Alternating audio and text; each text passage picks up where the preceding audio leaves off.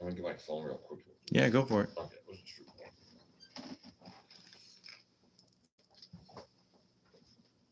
It's weird nowadays not having your phone. You feel naked. No, I know. It's Trust me. That's crazy, right? I mean, I know the feeling. the times, right? We grew up in the 80s and I know. You have to run to the payphone, right? Oh yeah. I know. Nowadays, kids don't know anything about it. You're like, what's a payphone, Dad? I'm like, don't worry about it. All right. I literally bought. Hey, I was at a tag sale last year in Westfield. That's my hometown, and I found an old telephone, like the ones we used to have on the walls, Mm-hmm. and it was almost the same color as my mom had. And the kid's like, "Why are you buying that, Dad? What is that?" I said, "It's an antique." He said, "It's something that Dad used to use back in the day." And then you know what makes they make you feel old? They used to come to me and say, "Did they have color back then, or were you guys all in black and white?" And like, it's like, okay, you're gonna, Dad's gonna just keep walking away to Disneyland here. All right, guys, just coming in here. Just waiting for some more people to pop in so I can give you a gist. Hello, everybody. Where we're at. How's everybody doing tonight? Happy weekend. Nice Saturday evening for everybody. Hello, Amanda, Jean, Ann, Alfred, what's up? Hey, Ray, hello. Kayla, what's going on? All right. Kara, how about yourself?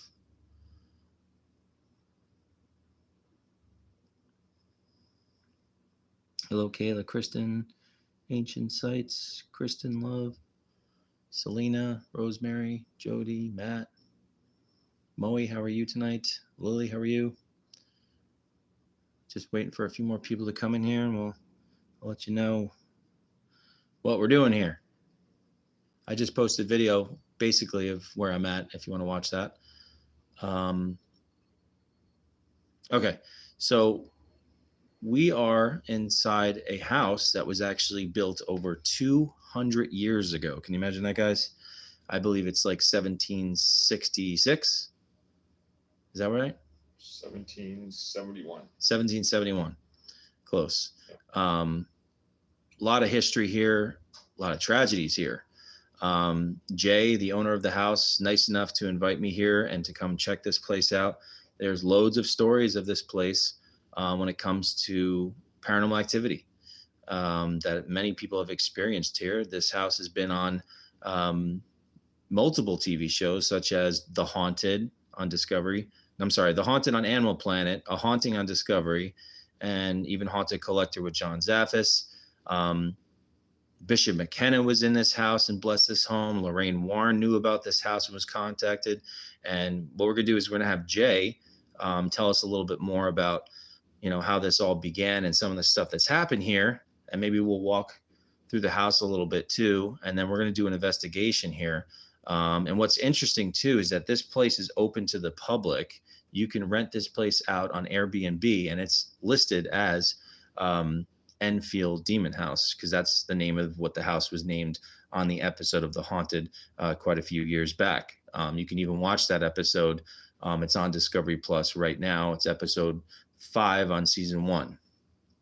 So again, Jay, thank you so much for letting me come here. We've been having some really deep conversations, hearing about a lot of this stuff over the years, and boy does Jay have some stories.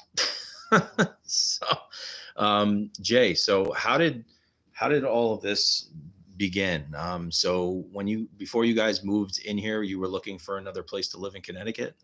Well, we were living in Massachusetts, and I was working in Springfield. I was running a high-rise building, and Elka was working in the medical field. And the lady who I was working with, I was telling her I was trying to find some affordable housing, because in 2006 the real estate market was going crazy. Houses that were going for 100,000 were going for 250. Houses that were so forth going up to 400,000 or 500,000. The real estate market was out of control. So I was talking with her, and I was saying I'm trying to look for a house, and she just opened up the conversation by her saying that her husband is trying to sell a lot of his properties. He wanted to start a car dealership and to talk to him, and they have a house up in Enfield, Connecticut. And I didn't know that much about Connecticut at the time because I grew up in Northampton and Westfield and those towns. So when we came here, we took a look at it, and it was really kind of run down, but it had the high ticket items that he put in. He put on a brand new roof, new boilers, windows, etc. All new electrical. The only thing that had to be done was, the cosmetic work I would call like sheetrock. And so I convinced Elka that this would be a gem because the price he gave me was more than affordable.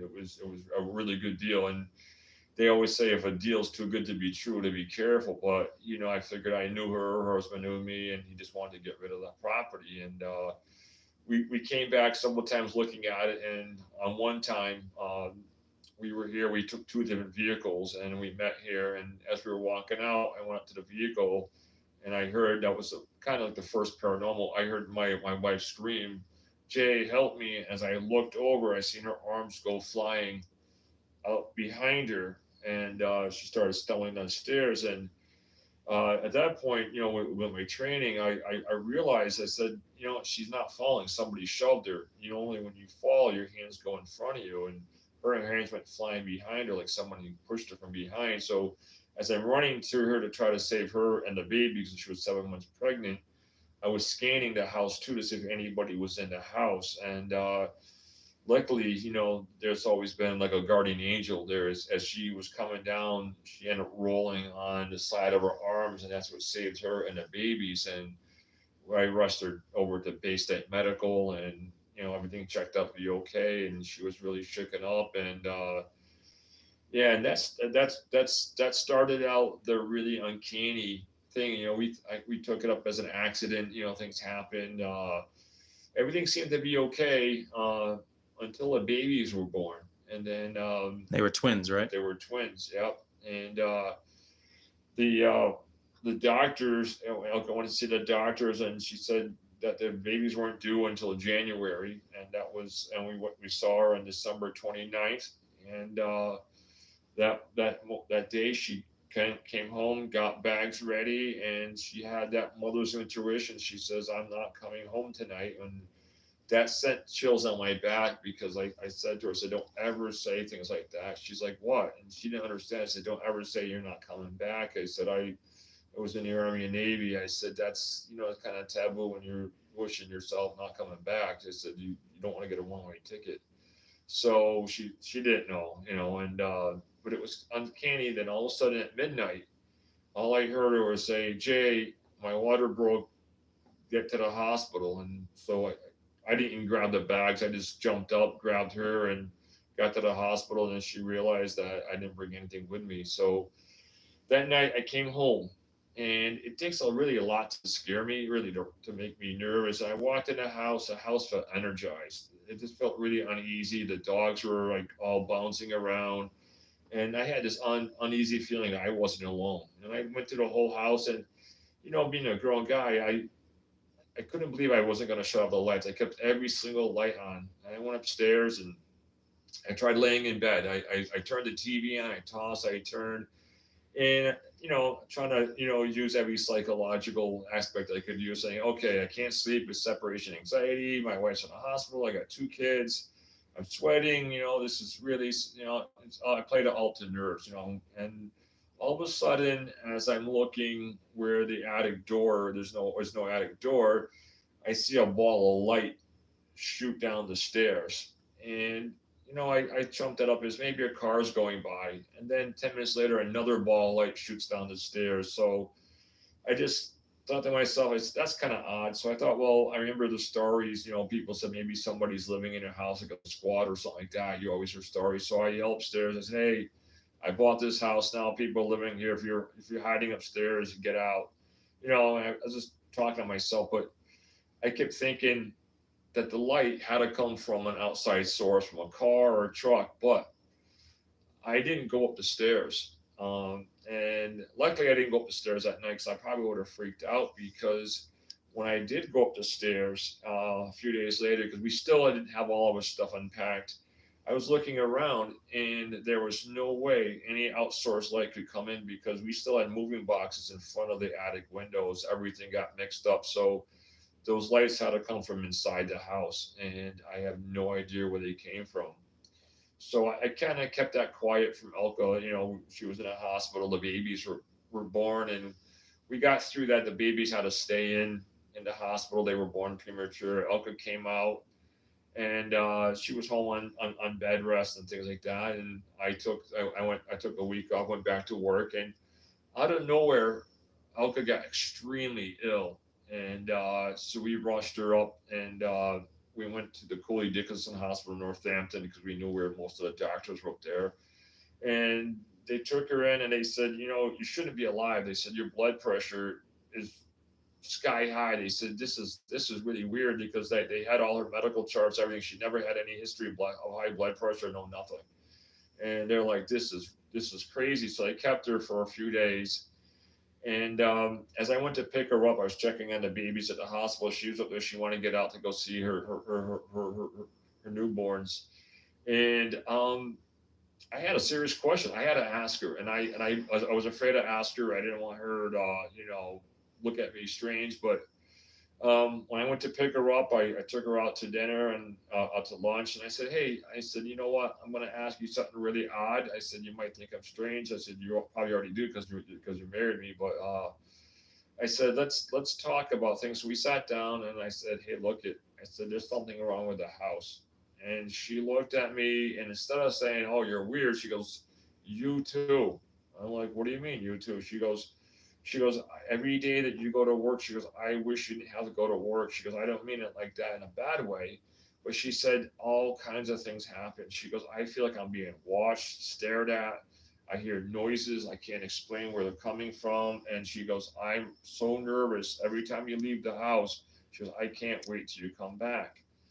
And that went on, and for a while, and we ended up, exciting that we got the babies home and everything. And things started out, like kind of subtle. Things would, be moving around, and things would disappear, reappear, and you start asking yourself, you know what, am I doing this? Am I forgetting things? Am I misplacing things? And then like little things would start, like arguments, things that you never did before. It's out of character. And so as we got through all that, we were going to celebrate our first Easter with a newborn. So we went out to a German restaurant up in Chicopee and met family there, and everything was all set, and came home. And that's when I started realizing, you know what, this is not just some ghost of somebody, or this is somebody who passed away. All of a sudden, I went out to the kitchen to finish up the dishes to kind of help out my wife because I knew all the stress with everything that was going on with baby. So I figured I would do the dishes. She started screaming, Jay, get over here. She goes, "You don't hear that." I said, "Elka, I'm in the kitchen. I got the radio on." I said, "I got the things going." Both babies were crying out loud. Both the dogs were screaming. They were growling. She said, "I don't want you to open the door," because she said something is scratching and growling. She goes, "I can't tell if something's trying to get out of the house or in the house," she said. So I went to the door, I looked out the window, I looked up and down, I opened the door, I looked up and down the window, there was nothing there. And I'm like, what are you describing? She goes, "There was scratching on the walls and then banging." And she goes, "The baby started screaming. They heard it, the dogs are hearing it." She goes, So they were all reacting, the babies and the dogs. Everything and everyone in the house was reacting. And she said, I can't believe you didn't hear it." I said, "Well, I'm deaf on this ear from being overseas." I said, I can barely hear half the time. So I said, I don't know what it could be. So we just chunked it up to whatever. And as the weather was getting warmer and things like that, we decided to try to make a dry riverbed in front with rocks and try to, pass time away. And as we were out there, we had the babies on the porch. We had the baby monitors. The door was open. The babies were in sight. And as we're doing rocks, we're talking. We're planning on things, talking about different things. And all of a sudden, I hear this man's voice. It sounded like it came out of nowhere. And it said, "Did you buy this house?" So I looked up and I saw this older man. He must have been around 87. Were you in bed when this happened? Where were you in the house? we were living in a house. No, I'm saying like what part of the house when Oh. you heard this guy's voice? We were actually outside making the dry riverbed. Oh, you were outside. You heard Yeah. this voice. Yeah. So we looked up, and it took us by surprise because we didn't see him walking up to us. We didn't see him. He just like appeared out of nowhere, and I got startled because it's a small neighborhood, and I'm like, yeah. He asked us if we bought the house. And I'm like, yes, I thought he was going to welcome us to the neighborhood. So I'm like, oh, this guy's going to be great. He's going to welcome us to the neighborhood. And I said, yes, we did. We built the house. We were brand new. And he said, you should never have bought this house. It's evil. You need to get out of it. And so now that caught my wife's attention. And we're looking at him. And talk about a welcoming into the neighborhood, right? Yeah. So we're like, well, I mean, what do you say to that guy? You're sitting there speechless. And he's told us a story when he was a little boy. So imagine this guy's like 87, maybe 90 years old. He's walking with a cane. And he's telling a story when he was a little boy that he would walk by the house every day and he would look up in the window and he would see this little boy and he'd wave up at the little boy and the little boy would wave back down at him. So one day he wanted to have a playmate. And this is how kind of old this guy was when he said he wanted to have a playmate. And he waved up at the kid waved back, and he beckoned to come down so he could talk to him. And as he did that, the little boy's face turned, he said, into this hideous creature. Really? And he dropped his books and ran home. And his father, they were from a very strict family. And his father thought he was trying to play hooky from school, and he was about to pull off his belt. And he was screaming about the White House. It's the monsters. And his father said, wait a minute. His grandfather said, wait. He goes, what house is it? He said, that old White House on Prospect Street. And it's funny because the house has a little siding now. So when I started working on it, I realized that this house was painted a white house with cedar wood. So, but what he said was that the grandfather said, no, wait a minute. He told his father to stop. He said when he was a little boy, he said he heard a story that this place was haunted himself. That's how far back this goes. He said the story he heard when he was a little boy. So now we're going back from 87 to his grandfather, going back to him being a kid. Heard a story that way back there was a little boy who ran out of the house screaming and was hit by a horse and buggy. His father had ran out, picked up the little boy, brought his body inside the house, and the little boy died. Wow, that's crazy. And he mentioned a couple names. He couldn't remember exactly, but he mentioned some of the names. And I kept that in my memory. And I actually, when I had a friend of mine, Colleen, who worked at this town hall, she was looking up everybody that lived here. And I told her there's a person with a P, like Persons or Petersons or whatever. I couldn't pronounce the way he pronounced it. And she called me up. She goes, you're not going to believe it. There was a Shambu Parsons. And it fits the same time frame. And here's the thing. He only lived here for less than 6 months, roughly 6 months. And he moved in with his son and he moved out alone. So I kind of feel like that is the guy that he was talking about in around like 1848 or so, 18 maybe 49.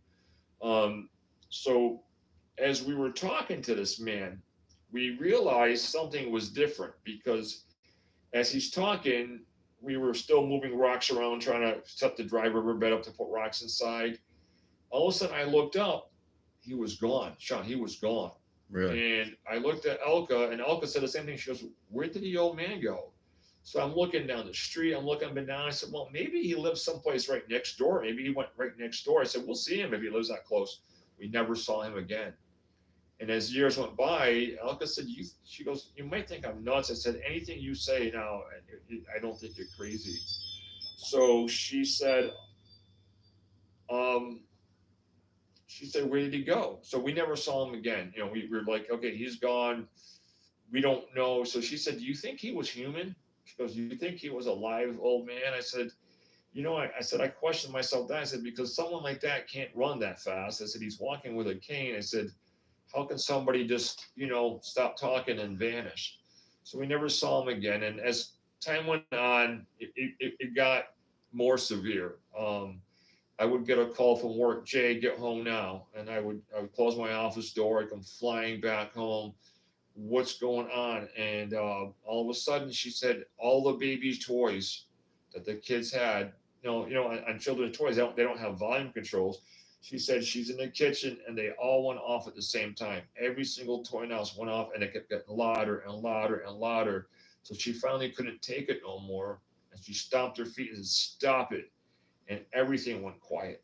Hmm. And so she's like, I don't know what's going on here.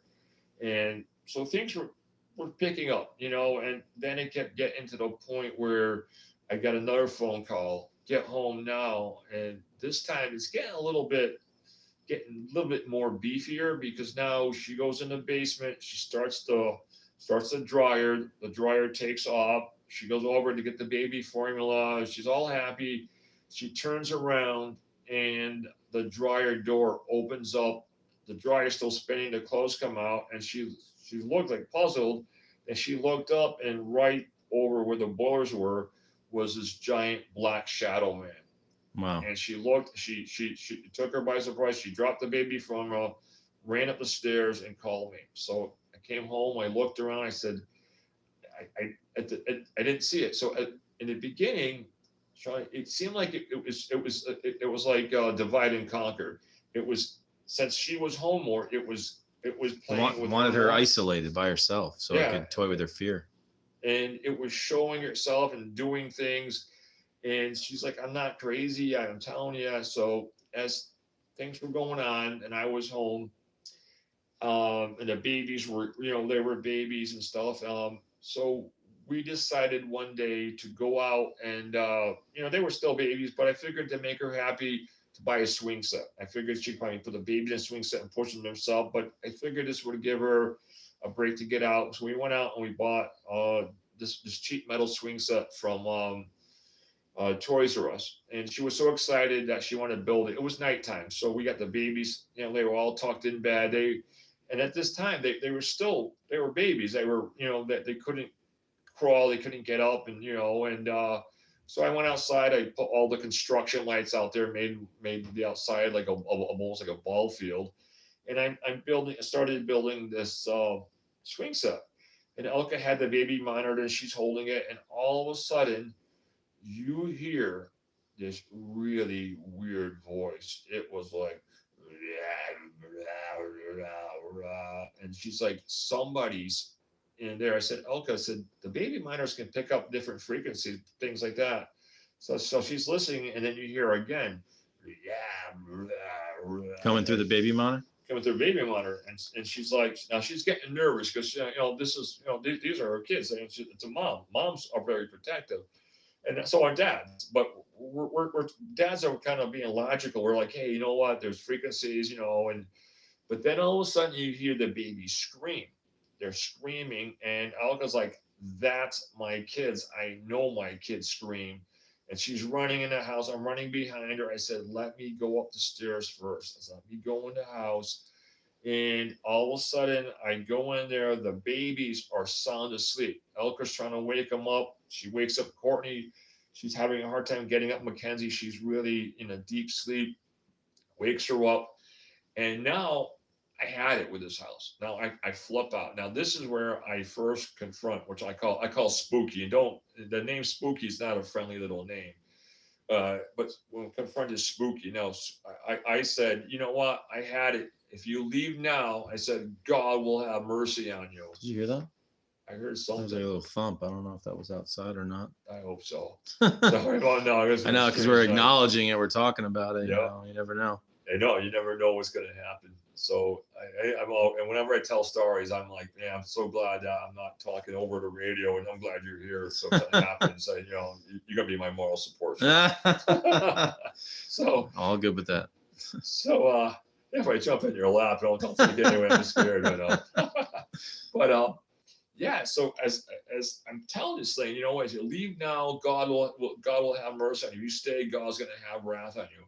And right in my ear, I hear, by whose authority do you have to make me leave? And that was like one of those multiple choice questions. Like, okay, this thing just talked back to me. By whose authority? I said, I have no authority. I said, but Jesus Christ has authority. I said, the Father who created the heavens and earth, by his authority, you have to leave. And it always says this one thing. Every once in a while, you get it, it'll say, there is no God.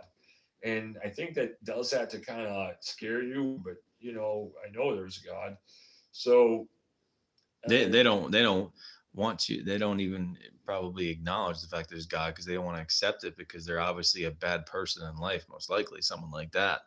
That's just typical.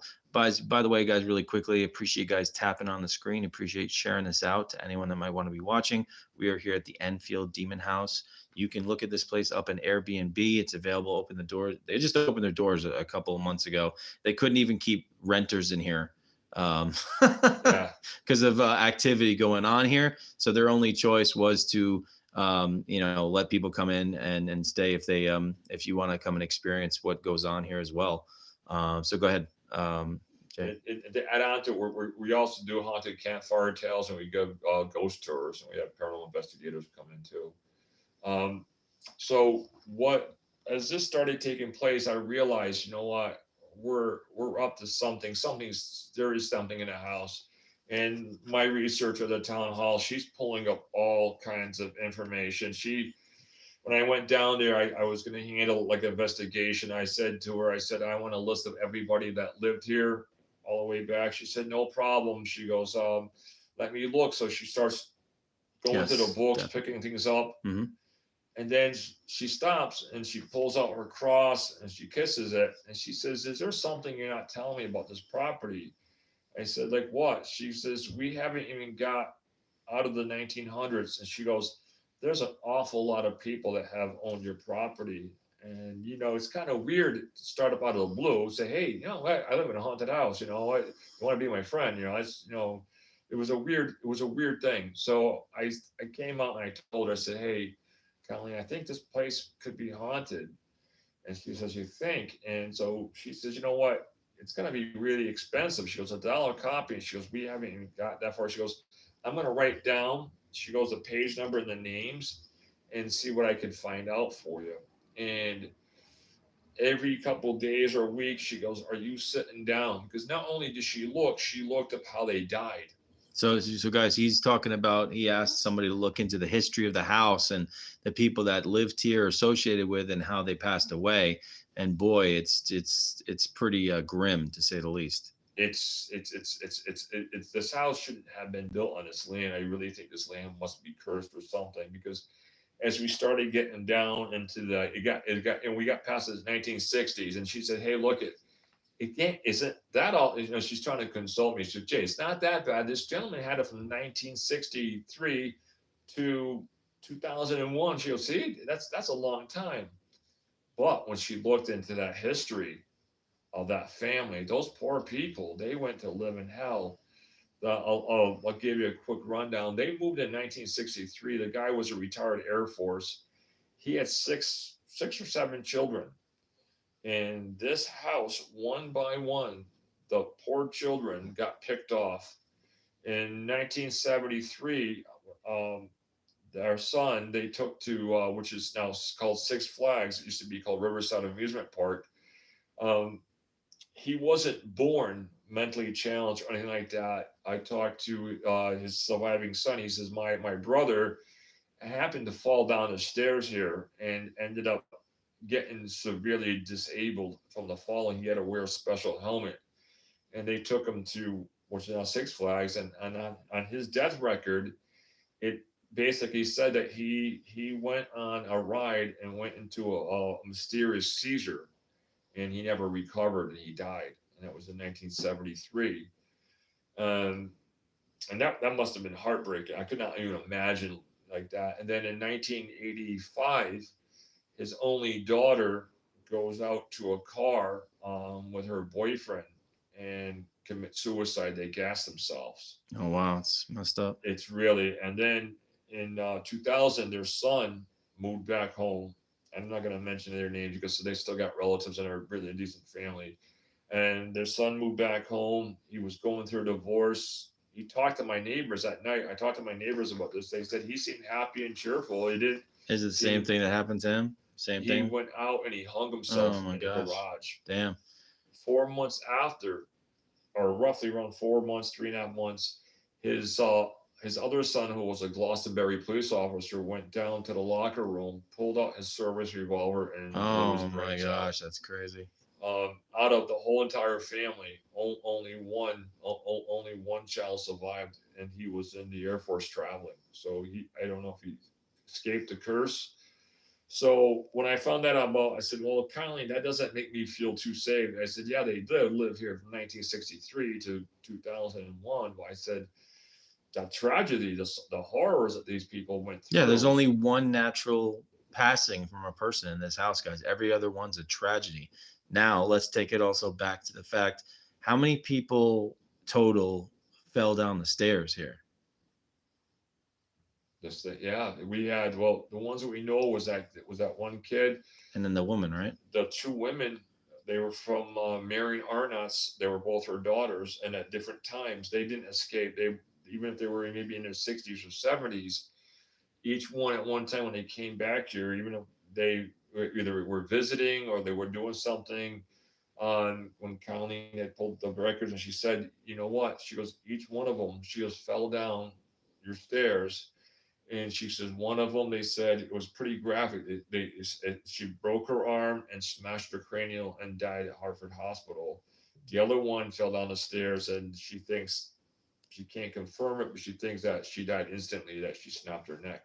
Now, guys, let's take it back to the fact of what Jay's wife experienced. She was pushed down the stairs while she was pregnant here, and the connectivity to the fact that other people have fallen down the stairs and their life had actually ended after that.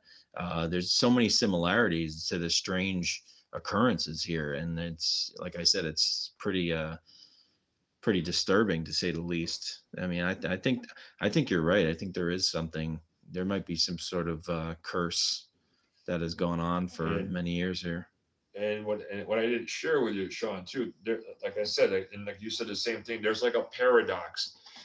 Remember, I just told you about that girl who went out in the car and she gassed herself in 1985. Well, go back to 1973. As I get to the further down where that 1920 gangster had committed the murders. Well, he had a son, and his son had a son, so that would have been the gangster's grandson. And in 1973, the same year that the boy goes onto Six Flags and dies, well, it was called Riverside Amusement Park, he dies.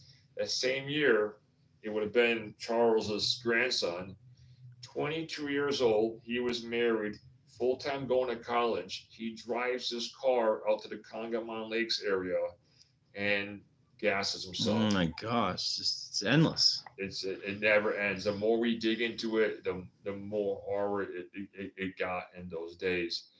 Um, so as we're going back, we're looking into more people. Colleen's like, "Oh my God, your house is like a soap opera." She goes, "The more I dig into it," she goes, "it just twists and turns." So she said, "Well, we got through the 1960s. She goes, let's look." She goes, "There's got to be somebody that lived there who had a happy life."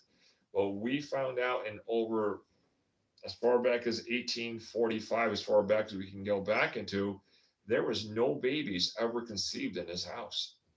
Nobody ever moved in here having babies. Hmm.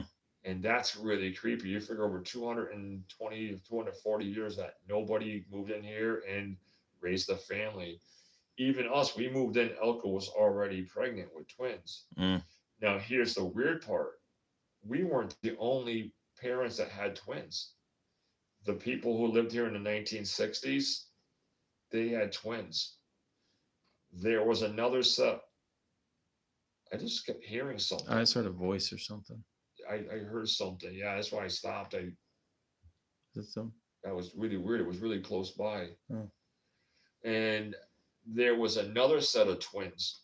And while we were, I'll give you a know, as we were doing a show called The Haunted Collector, um, towards the reveal, John had stopped the film crew because when he was talking about set of twins, my wife intercepted, said, "Oh no, you mean this person had twins?" I'm like, "No, you guys got that all wrong.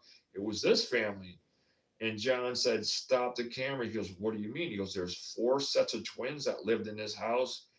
He said, "This." He goes, "Guys, I wish I knew about this earlier." He goes, "This is a whole new ball game." He This is goes, John Zaffis, by the way. That's the nephew to Ed Warren. If you know Ed and Lorraine Warren from the Conjuring movies, because obviously we're in Connecticut here where they were based. But John Zaffis' show Haunted Collector was here as well.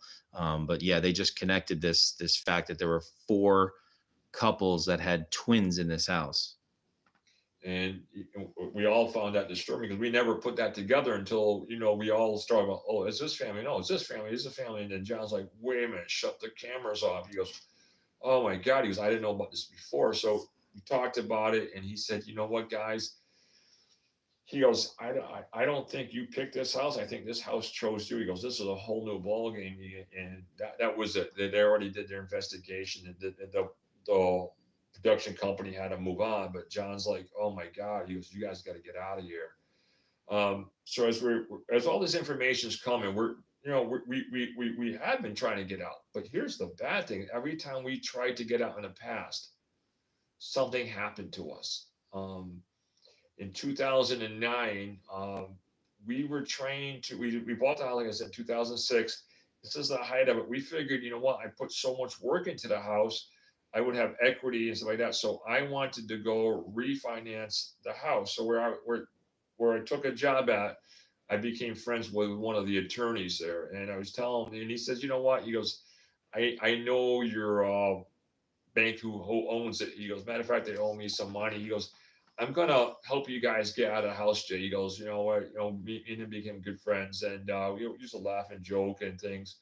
And so he started working on getting another mortgage company for us, and all of a sudden, halfway through, my boss comes in and says he comes out of New Haven and just says, I have to lay you off. I'm like, why? He goes, I have to.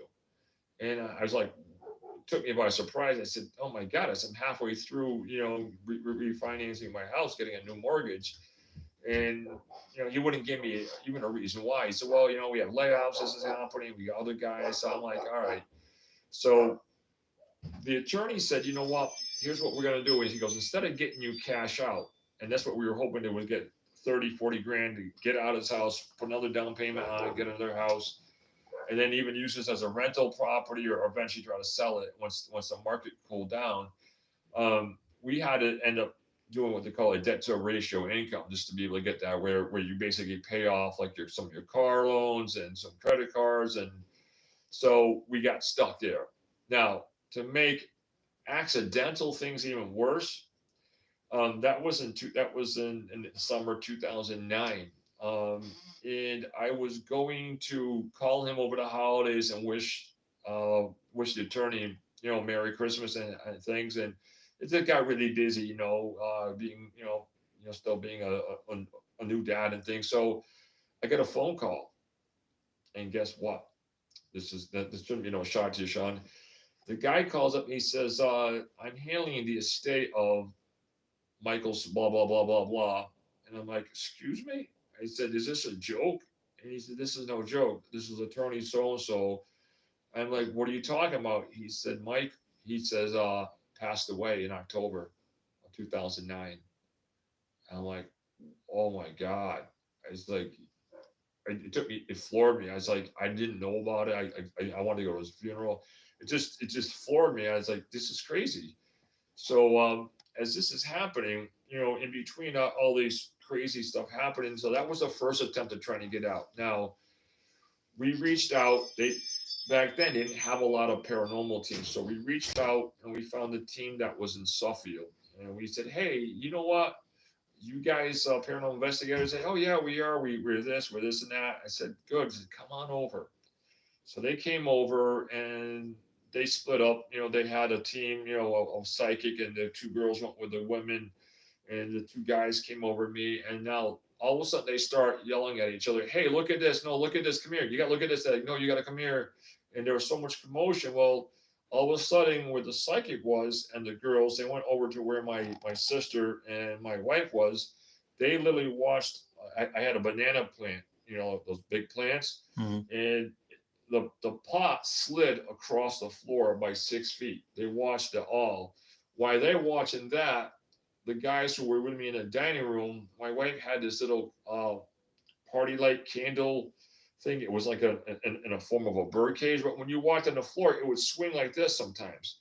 But when we turned around, it was like somebody had their hands on it and was bouncing up and down. And they're like, look at this, look at it. They said, look at, we have enough evidence here. Now we got to leave. Now, they had no idea what to get rid of it. They just came out. They wanted to prove there was paranormal. Well, they had the evidence. They never saw anything like this. They were a new team. They're like, what do we do? They had no one to call. They had nothing. So they started making excuses. I would call them and say, hey, get over here, get over here. And they're like, oh, we're busy. We're this and that. Mhm. So they wrote up saying, well, there's other things going on. And they never came back. So at that point, I'm trying to reach out to people. I'm trying to find other paranormal teams. And this was what all led to you, meeting Bob and Meeting um, some of the best people out there because yeah. my perseverance and my determination to find out what was in his house led me to basically I got one heck of an education in the paranormal. I got to meet some of the nicest, like I said, a couple of times when I did another radio show, I got to meet the good, the bad, and the ugly. And Yep. not everybody out there, guys, if you have a paranormal problem, they're not always going to be on your side. There's some people out there that are very two-faced, and you got to be careful because they might be telling you one thing to your face and then going around and saying other things out in the open. And we had that exact same case happen to us. We had opened the doors after another paranormal team had come in here, and they traveled a long way. They were up by New Hampshire, and they tried everything. And they finally said, "Guys, it's so far away. We don't want to leave you, but we don't do this full time. We have real jobs. We can't keep getting out there." So, in the process of this happening, we end up. I'm not going to mention any names here because Well, it's unfortunately, the yeah, epitome of the paranormal field is kind of like that. So yeah, you got to be prepared for the worst in people, unfortunately. yeah. We got to be. We got introduced to somebody who was very young, who uh, put it this way, there was no anonymity when they showed up in the vehicle. They had their name of their company all over their vehicle and everything. They showed up with like the almost like the I felt like the old Ghostbuster movie, Sean. It was like Mm.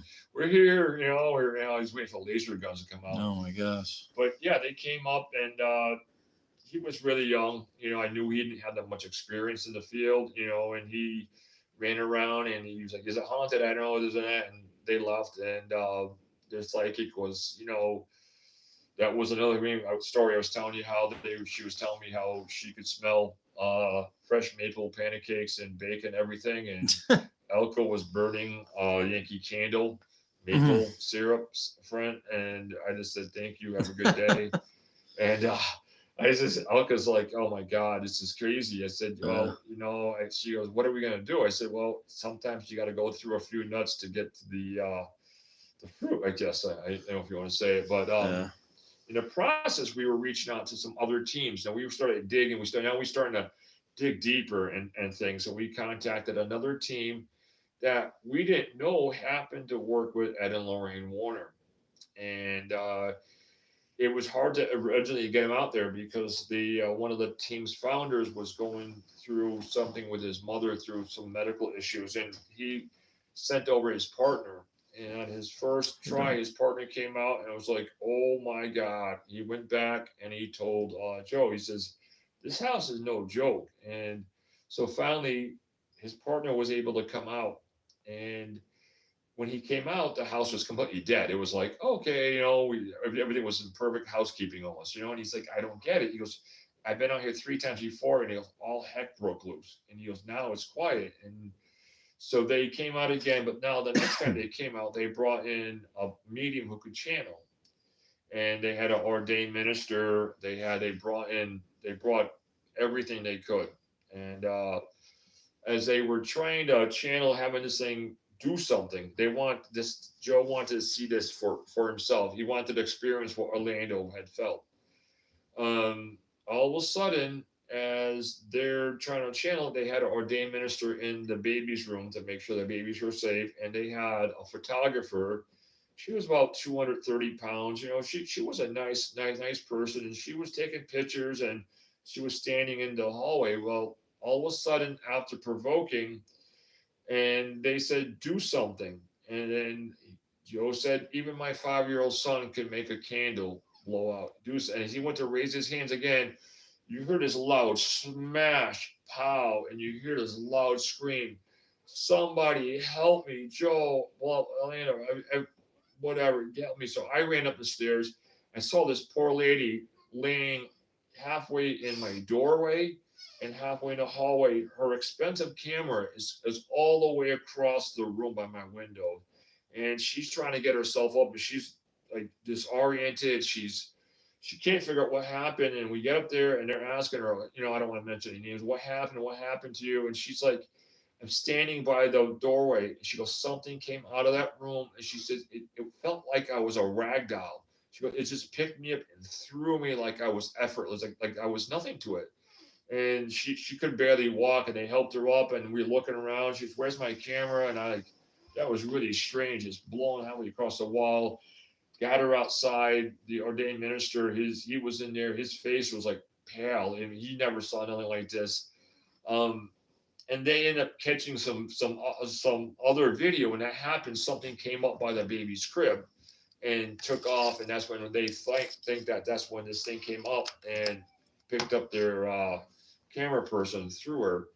So is this when they contacted Lorraine? That's yeah. After that, they ran downstairs and they said we had to make an important phone call. And this is right after Ed had passed away. Lorraine was in her 80s, and they called up and they said Joe got her on the phone, and she it wasn't like any way she knew who was calling and everything. And so he said, Lorraine, my dear sweet friend, he goes, is this a real deal? He goes, this is something. He goes, that we have not seen in years. He goes, I need your help. And she said, what's going on? When he told Lorraine what was going on, how it picked up his investigator through her and all this other things that they were, and then when Orlando jumped in and said, I seen this, I seen black shadows, I scratches, Lorraine stopped. And she said, I am so terribly sorry. I cannot step 1 foot in that house. She says, tell the owners. She goes, I'm so sorry. I can help them by phone. She goes, I'll talk to them, give them my cell phone number, and tell them I'm with them in prayer and everything. But she says, I cannot put 1 foot in the house. And they begged her. They literally, they're like, please. They said, this is something really rare, really strange. They said, we need you. And she said, I can't. And I think because she lost Ed. Ed was her co-pilot in this, and she was also getting up in years. So she was in her 80s, and so I think that she did not want to take on something this dramatic, because I think maybe it could have cost her life. So she ended up, months after this and that, I guess behind the scenes, I guess Joe and Orlando were talking. So she ended up sending up one of her lead investigators. I guess if I can remember, guys, I'm going back almost 15 years ago. He was a Brookfield police officer, and he came up and they were all happy he was here. And he says, Lorraine set me up to see if I could catch anything or do anything that we can debunk or anything like that. So the whole night they were trying to get this thing going, and it didn't seem to be active. And Orlando was like, this is how it is. They said, that's how intelligent it is. It knows who's coming in, who's not coming in. They said, as soon as you leave, all hell's going to break loose on his family. So they spent the whole night. So they started egging it on. They started getting it on. And so finally, they basically said, all right, they said, this is it. This is your chance to show this guy that you're here or not, because if not, then you know what, then you don't exist. So they put a pencil. They put the pencil on the table. They said, move the pencil. They said, roll it. They said, even if you roll it, we'll probably be going to say it was vibration. But they said, amuse us. So they sat there for a few minutes, nothing happened. Then all of a sudden, I was in the other room. I see Orlando jump up, and he's like, see, look at, I told you. Now they they didn't catch this on camera. Oh, too bad they didn't have cameras on his pencil, but the pencil started spinning like this on the table to let them know that, look, it's not vibration, it's not a car going by. I'm not rolling it back. I'm spinning it. And when Joe saw it, he's like, "See, I told you." And the guy they sent out, he was trying to debunk. He said, "Well, he goes, I don't know." He goes, "It could be, the barometric pressure." He said, he's trying to be scientific, but he knew, there's no doubt about it. But he's trying to play up a scientific, it could be this, it could be, I mean, he was coming with some scientific words I didn't even understand. But at the end, I was standing next to him, and he said, "Listen," he goes, "do I think it's haunted? I do." He says, "Do I have hard physical evidence? I don't." He says, "I have everybody's word." He goes, "I have people's words that, it is. I have personal stories." He goes, "But to try to get physical evidence is very rare. It's even rarer to get it on videotape." He goes, "We only Right. have personal experiences." So he says, "I have to go back and tell them what I saw, what I think." But he goes, personally, he goes, "There's a ton of stories.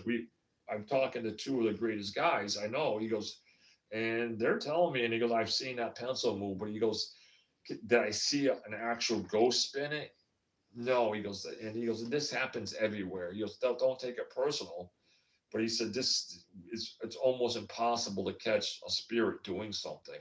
But in the end, you've had obviously a lot of people that have experiences here, Yeah. and you've had Father Bob Bailey, guys. If you recognize that name, he was a priest that was on Paranormal State with Ryan Buell. He was also on multiple episodes of The Haunted on Animal Planet, including as well this picture right here of Bishop McKenna, who Bishop actually came McKenna. here to Yeah. bless this home. He was even retired, and because he heard children were living in this house, that he wanted to come and do a blessing of the house. Did any of the priests do like an actual the rite here at the house, Bishop or McKenna did read it right, and like I was saying, so they basically pulled out. I'll finish up the story fast. So yeah, Orlando basically, he said, for the safety of his team, the only people that would be allowed here would be him and Joe, and they kind of backed away. It was getting, because like they have full time jobs, they want to help us, but in the meantime, I kept searching and searching. I'm typing in,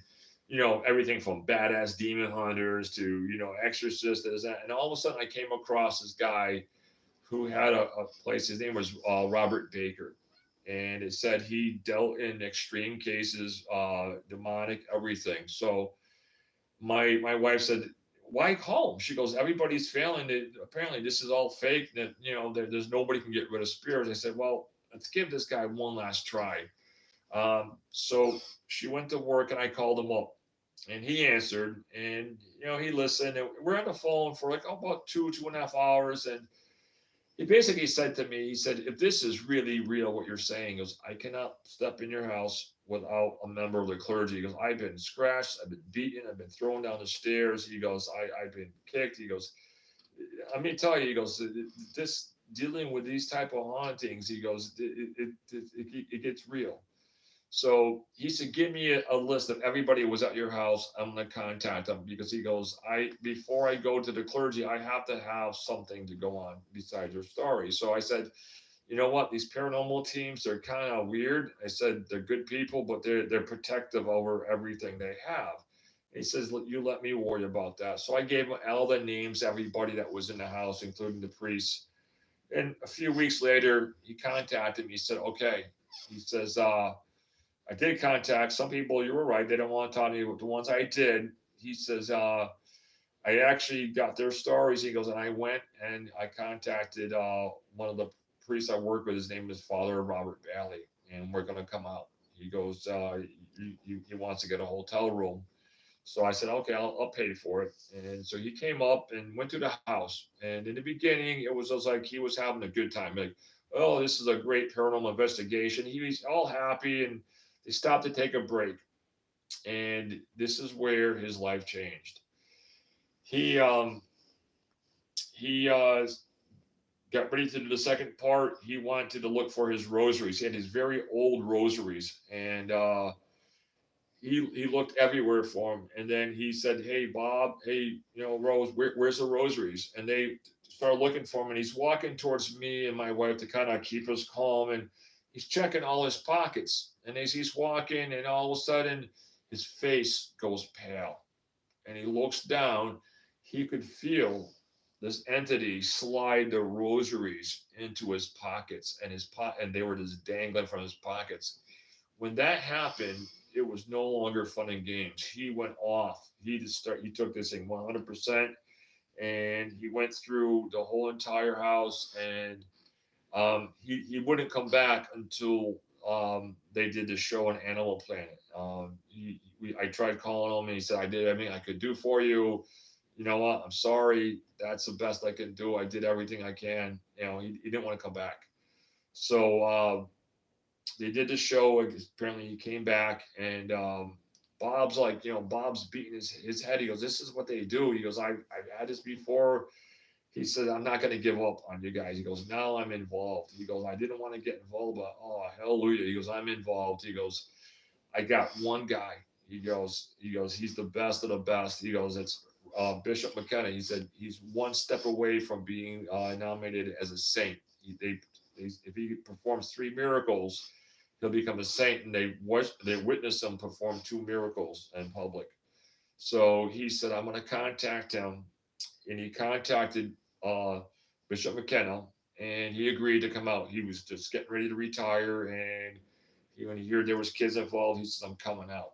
So Bob instructed us what day to be home. Everything was all set up. Bob had called, and he says, "I'm 15 minutes away from the bishop's house."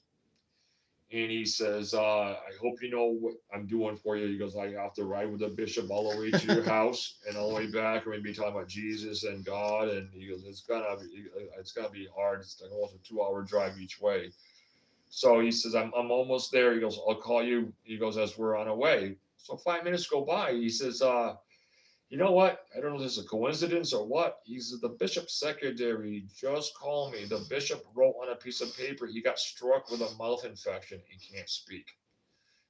He has no voice, he can't speak, and he wrote on a piece of paper to tell us he will be back out, but he's not going to let us know in case if whatever happened to him came from our house." So it took him about 3 months to recover.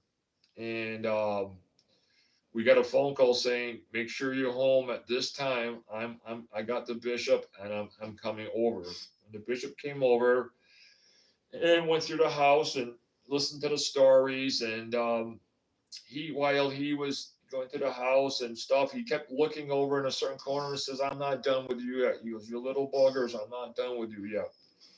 And he rebaptized the babies right in front of us. He wanted to make sure that all the babies were baptized the correct way and the right way. So he did it right there. He actually, he got done, he actually went over, asked us if we wanted anything made, any holy water. So I said, you want holy water?" I said, I went downstairs, I got 4 gallons of Poland Spring water. I said, he goes, "That's a lot of holy water." I said, "Yeah, but I got a lot of battles to fight, Bishop." So he's like, "Oh boy." So he made those 4 gallons of Poland Spring into holy water, and I put little crosses on them. And as he was doing that, he was blessing things. He had a little bottle of holy water, and he's taking it and he's blessing our medallions or everything we wanted. He Yes, goes, TT. all of a sudden, now there's a whole bunch of us around the table, and all of a sudden he goes down to pick up his holy water. He just put it down. He goes to pick it back up. It's gone. And he's like, "Where's the holy water?" And he's like, "Bob, my holy water's missing. Anything happened?" He goes, "Bob, where is this?" So Bob's like, "Bishop, you just had it." And we're looking around. So everybody's looking around. So Bob just started picking everything up. He picked up the flower, the vase, this and that. And he picked up the bishop's briefcase. And underneath his briefcase was this little bottle of holy water. Disappeared right in front of everybody and got placed underneath there. And the bishop just he kept his cool and said, "Okay." He goes, "You little buggers want to play games." And he's like, "Okay." So he finished blessing our stuff, everything. And so he said, basically, he said, "Listen," he said, there's two things going to happen. One, what we want to happen, it goes away and you guys live in peace. Or he goes, guys, I'm going to tell you, he goes, it can come back. And if it comes back, it's going to come back and it's going to be a lot worse. And we're like, oh my God, it's too early to tell. Mm. So we got through that part and we're like, okay, everything seems to be okay. So a week went by. We're like, oh, we're trying to kind of fake smile, like, hey, it's kind of quiet. Everything seems to be okay. You know what? Everybody seems to be normal. We made it almost a second week and boom, it came back. It started taking what sounded like a cane or a stick going up and down on a baby script. We would hear it through the baby monitor, but we also would hear it on our ears. So one day I kept thinking maybe there's tunnels in my house. I'm trying to think logically. So I figured I was gonna sneak up the stairs and see what was doing it. So I got halfway up the stairs and I could hear it up and down. Brr, brr, but as soon as I made a creaking sound, it stopped. And I was like, oh, I was so close. And then someone said, are you sure you really want to see what was doing that? I said, well, you know what? Those are my kids. I'm trying to protect them in every way I can. So we bought more baby monitors. We bought everything we could to make sure that, this is our house. We have to live here. And you have children. We got kids. We got to fight this thing. So it progressed. It came back.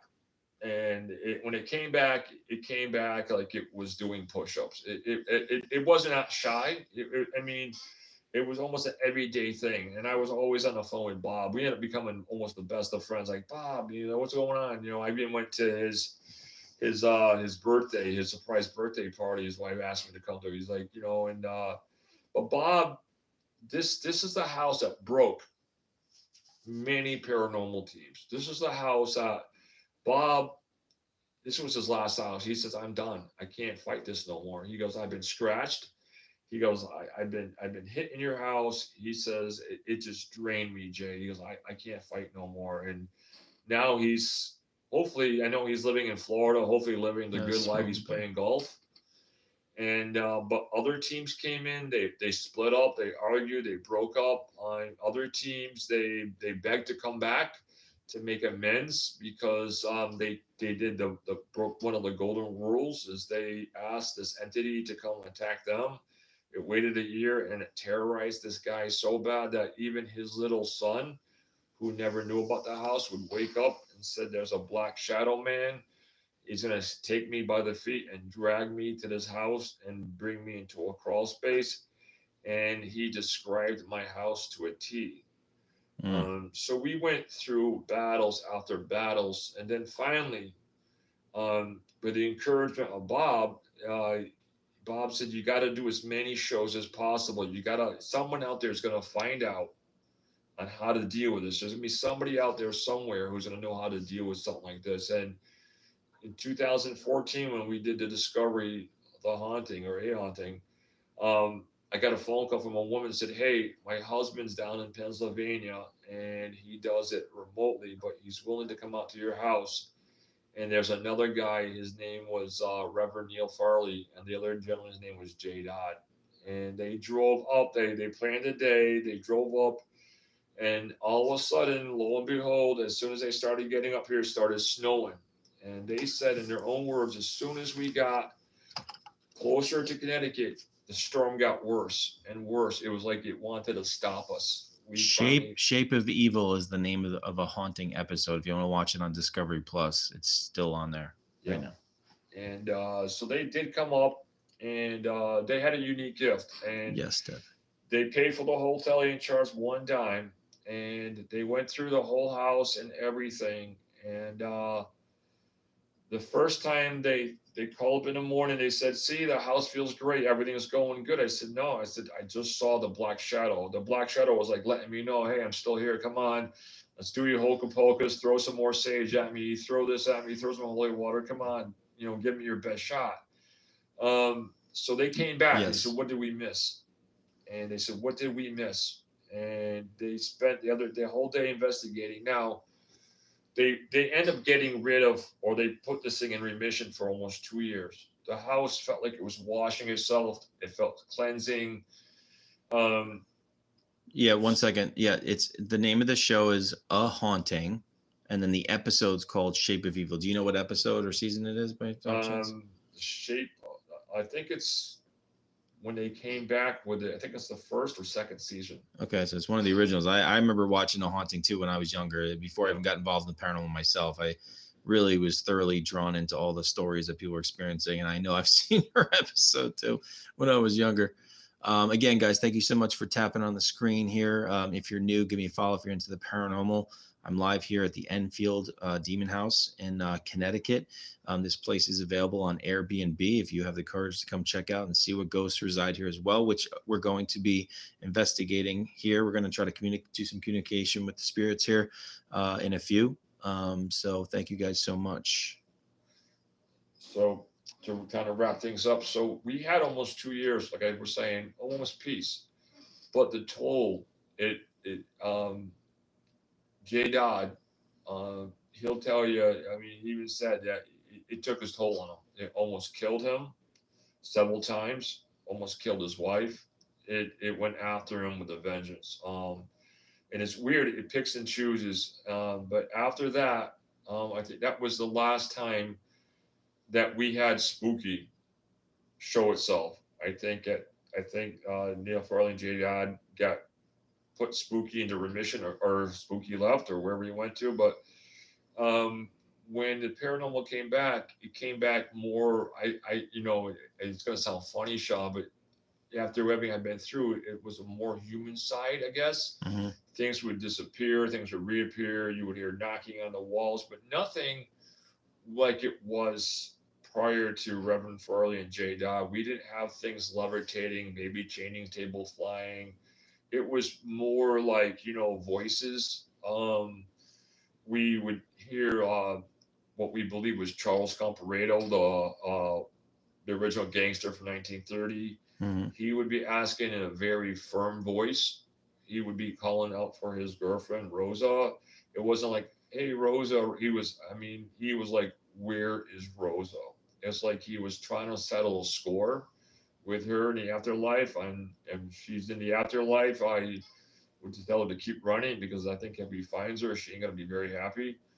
I believe that she had him killed. I believe that that's part of the story. That if you guys come up, we'll tell more about it, because it's a very in-depth detail. But I believe you do haunted campfires. They would just come from the camp for the campfire, or? Yeah, we sell tickets. They're about $45 a person, and we sit around. We have a campfire on the side of the house, and it's usually an hour and a half, sometimes 2 hours. I can talk. So if it's planning, you like to tell stories, Jay. I know, it's all good. It can be like 2 hours, because I'm like a Native American. I'm going to tell you, the whole timeline, but. And it's a good time, and we started doing it a couple of years ago around Halloween, and it kicked off, and we was doing by word of mouth, and it sold out. Where can they look up about that? We have a couple sites. My daughter Mackenzie made a website called the Enfield Demon House, but I also have there's a web. So it's the EnfieldDemonHouse.com.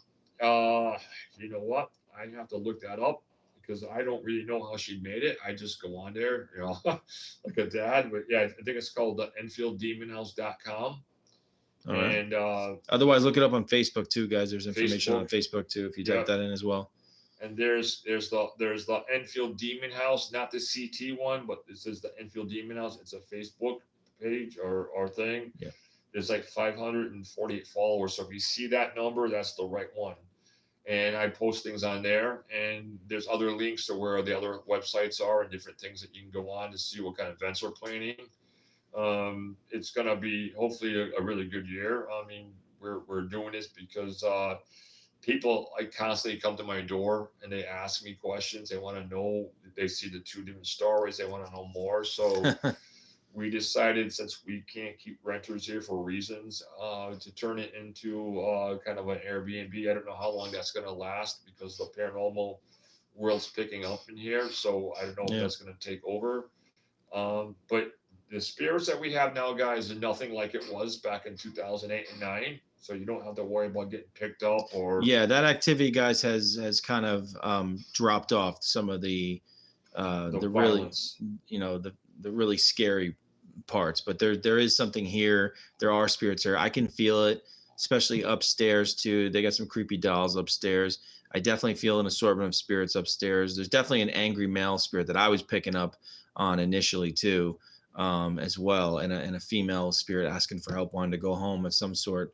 But there's definitely stuff here, and some believe there's a portal here, which if you don't know, that could be some sort of doorway for spirits to go in and out of, and can bring evil spirits to come in and out, and they could come and go as they please with things like that. So what do you think, Jay? We want to hit some of these lights off, and we'll start in here. Maybe turn on this old radio here. Sure can. See what happens. Again, guys, thank you so much for tapping on the screen. If you can, share this out. I'm also live on YouTube. If you click the Instagram button on my TikTok profile, it will take you to my YouTube as well. I'm live on both if you want to go back and forth, or both. I am just here myself with Jay. This is kind of like a spur of the moment thing that happened tonight. Yes.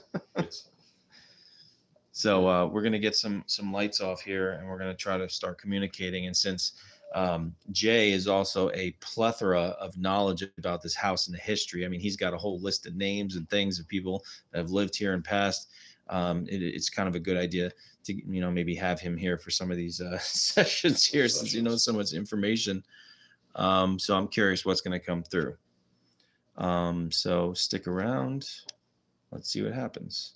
So I want to show you this. This is the picture of that nun projecting outwards.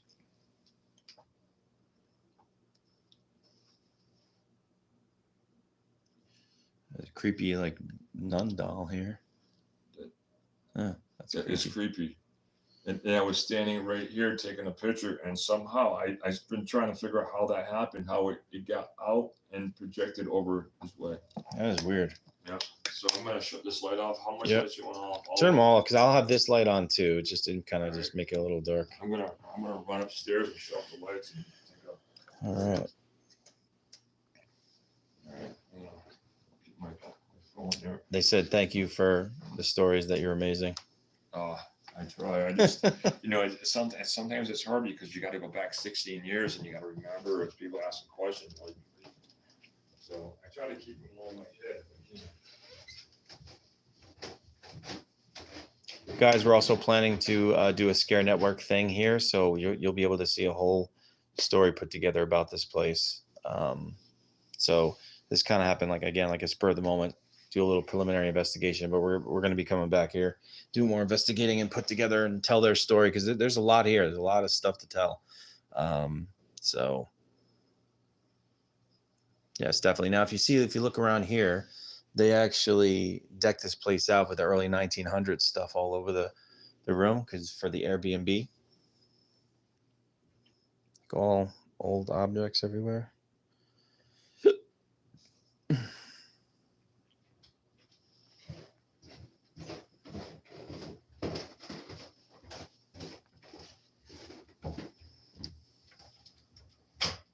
Okay, here we go. Ready to go dark?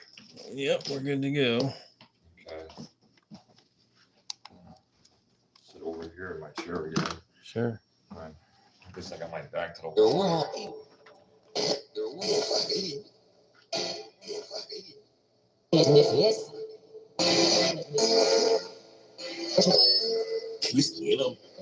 We like to.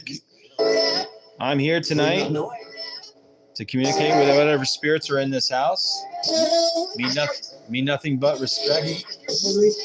Henry, whatever you can do to show us that you're here.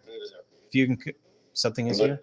If you can come forward, manifest, make a noise. If you can move an object or communicate through one of these devices, or even myself, when I'm sensitive to your energies, come forward and speak. If you need some sort of help, I can try to help you.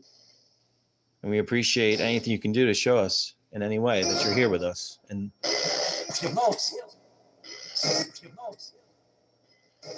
can you tell us your name?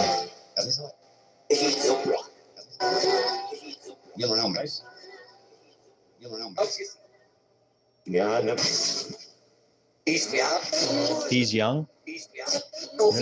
You heard that? He's young. Who's young?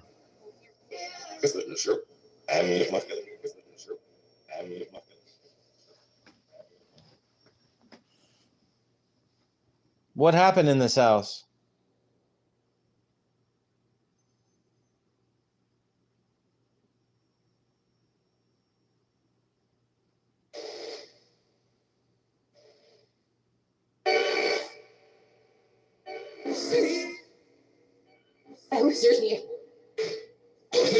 Oh, almost said stairs. He knows who she is.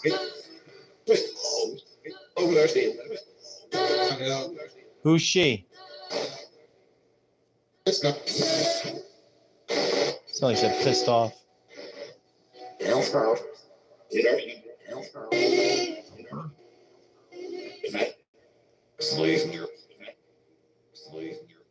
Somebody said SLAVE here.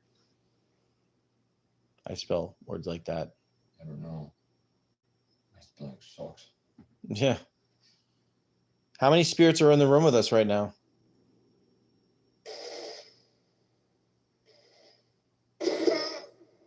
God?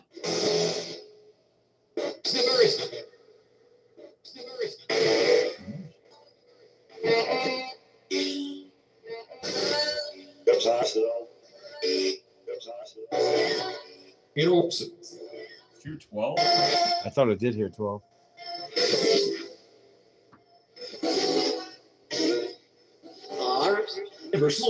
Are you all nice spirits?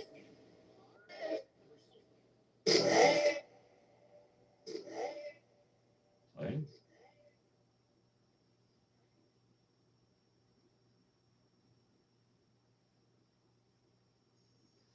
Why do you decide to still stick around here?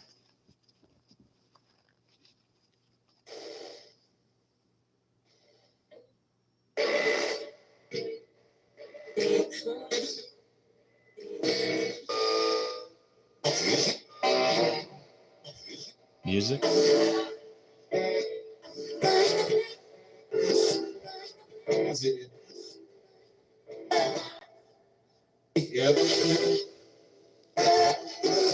Who's the woman that was telling me she wants to go home?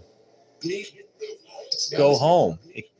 It's a go home at the same time in the guy's voice.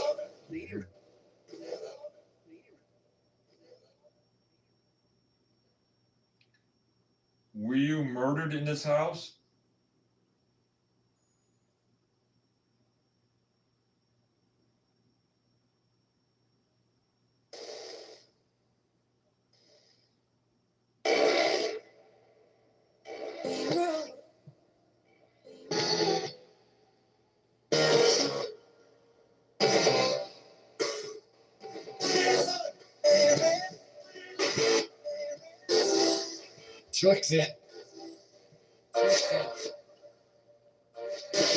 Were you in the mob? No, it's not.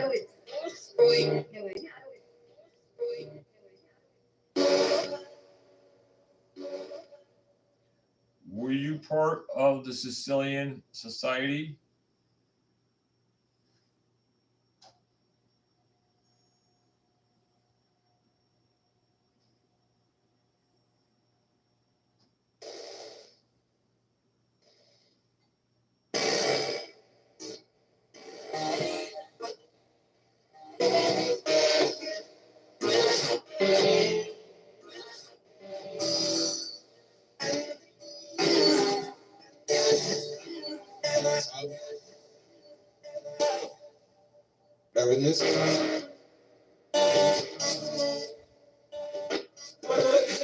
Do you know his name that's sitting across from me right here?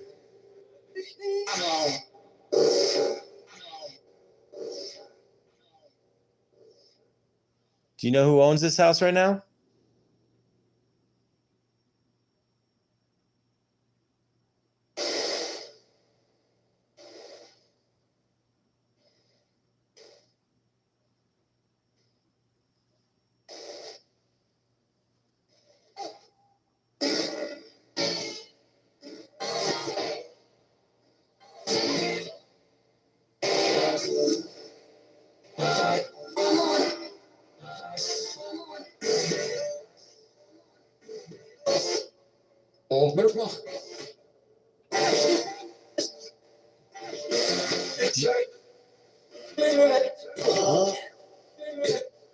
Policeman.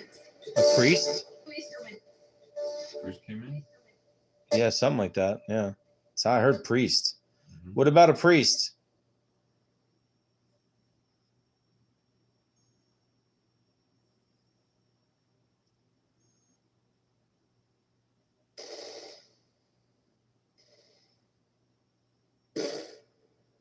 Which priest are you talking about?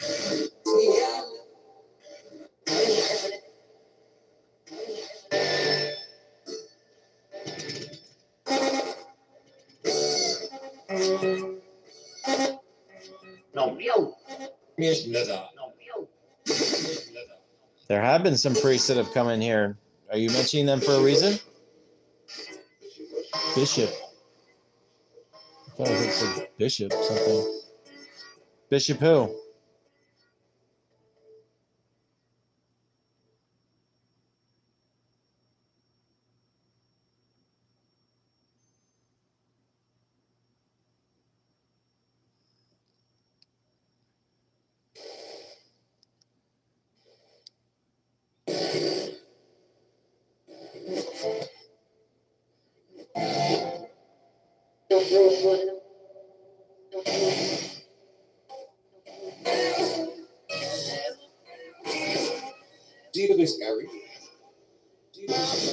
Who's the angry male spirit?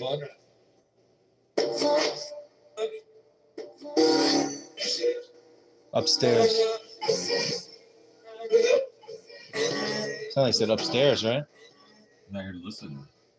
After that, listen. Are we listening for something?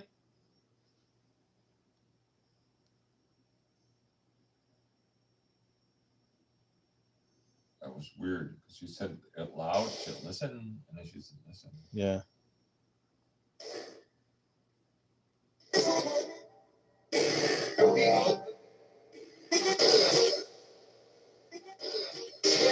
See, malevolent.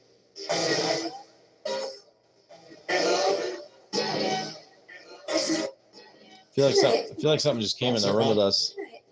Feel that? Mm-hmm. I feel like the energy kind of just picked up in a weird way around me. At least I'm feeling. Heck, Biss, how are you? Yeah. Did something else just come in here in the room with us?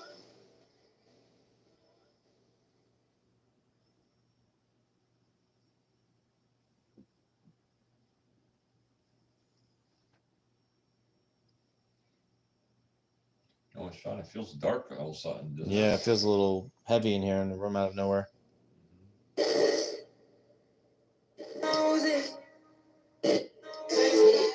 What just came in the room with us?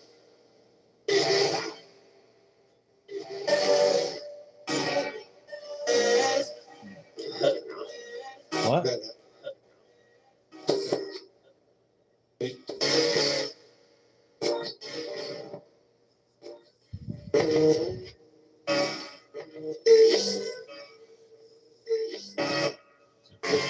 What? Said priest again. I said priest.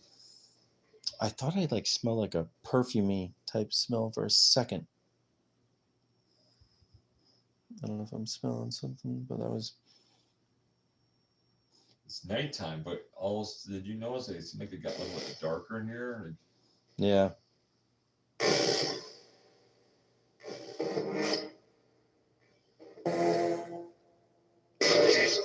Who's watching us now in this room?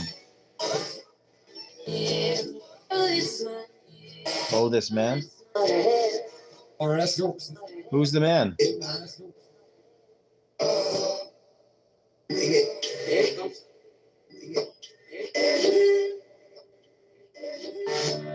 Is it the angry man?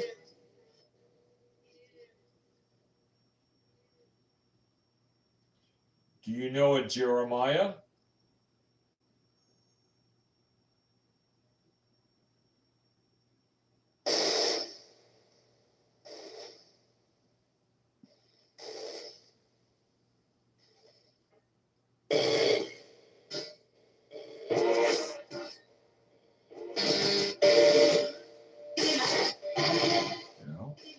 heard that. Get out.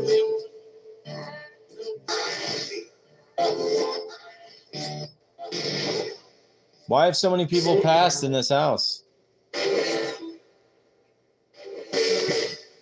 Demon? Did you say the last girl? What girl?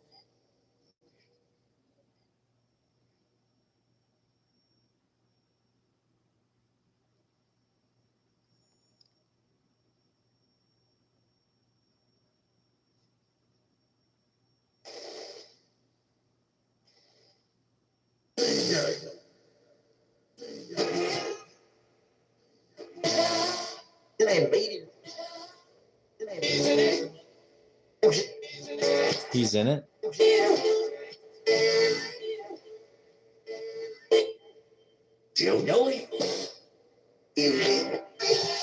What do you think about Jay? Old man? I am lost? Females sound like I'm lost. You know, some weird stuff in that one. Yeah. How do you feel lost?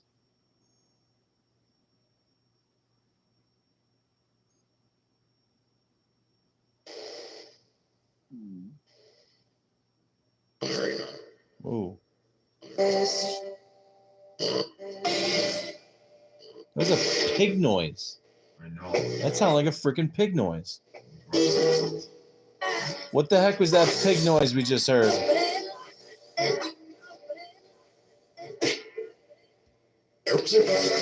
Market.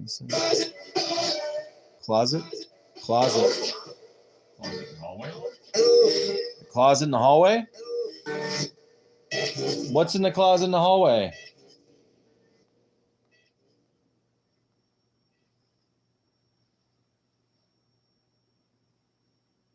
Are you telling us the thing that made the pig noise is in the closet in the hallway?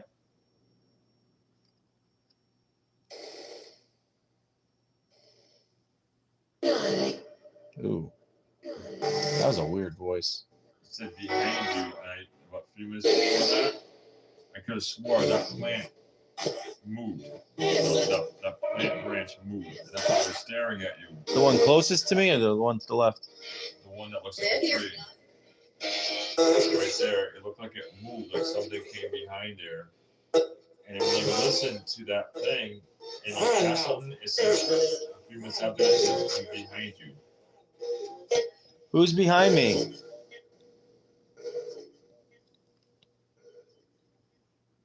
Is somebody standing behind me?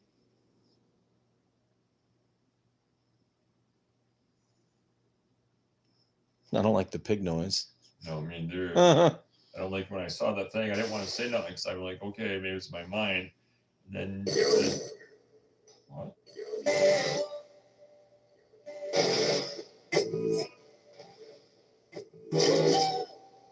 What? Ooh. It's like it's died. Yeah, that sounded really weird.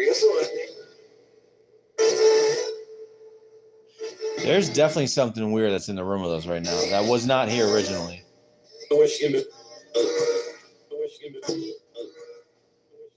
Can you tell us the spirit that is some sort of oppressive energy that just came in the room with us?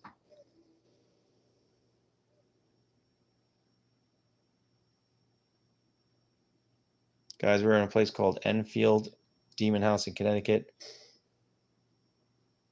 200 years old. We're investigating the spirits. It's a haunted location. Also listed on Airbnb.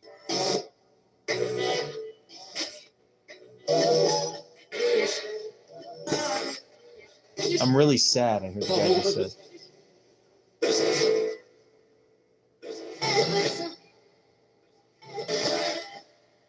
What are you really sad about? Leave. Yeah. Yeah. Can't leave, or they want us to leave? Do you want us to leave, or are you saying you can't leave here?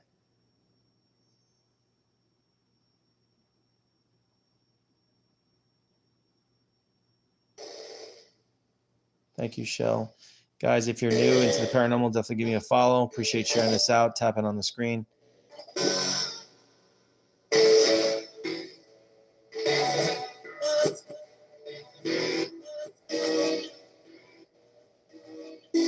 Is there something angry that I'm here tonight? Yes. Yeah. Did you hear that? Yeah.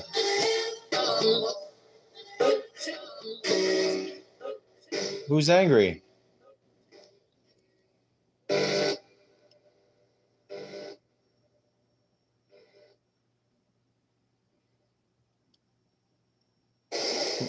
What's up, Kane?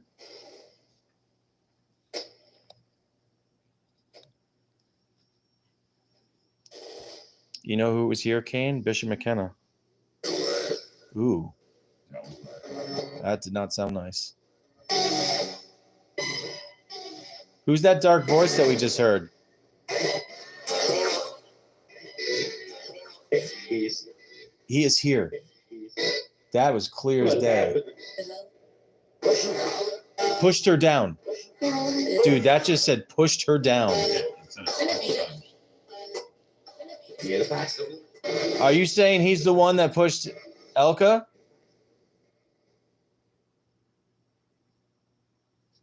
That's pretty crazy. That is crazy, Sean. I heard a lot of weird things and I can't identify with. Try not to let my mind play when I hear them.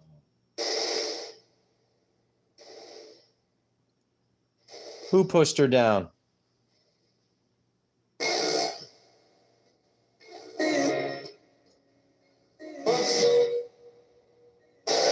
I thought I just heard a noise over here. You're a hero?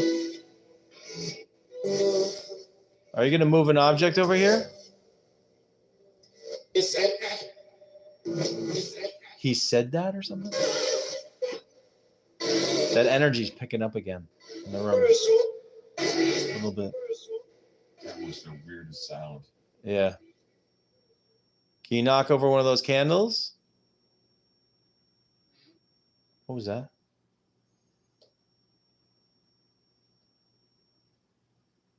I don't know what that noise was. Was that you? Sound like something dragging.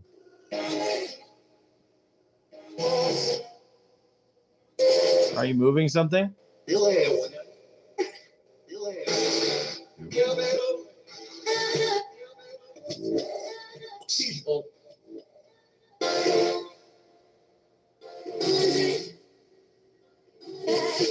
Saying Billy? I missed it. Are you making wine? They are making wine? Tell us more about who pushed her down. Are you saying there's a specific entity that is responsible for that?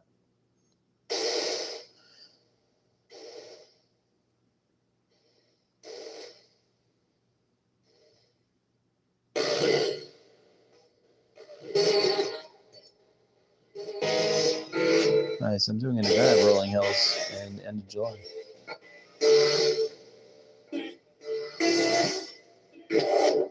Ooh.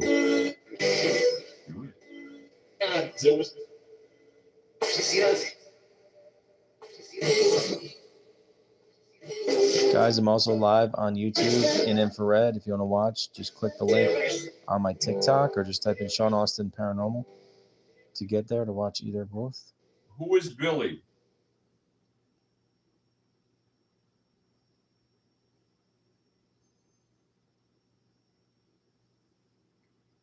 Who is Billy?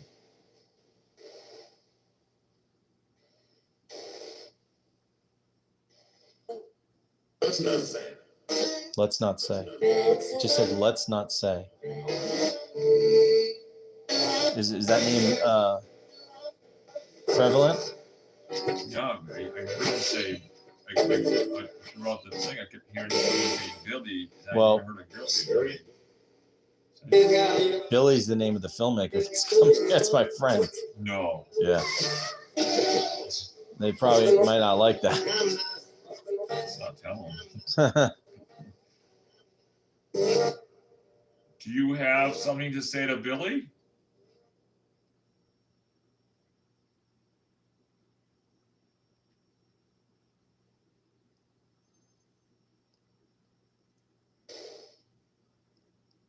Did Billy live here?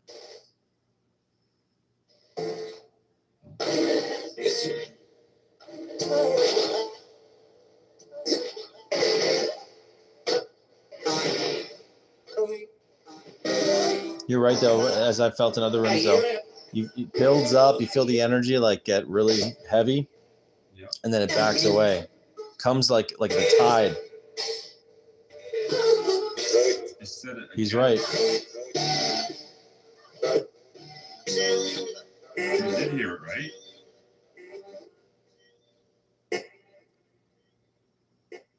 Can you make a loud noise in this room to show us that you're here or move anything? If you want me to leave, knock something over.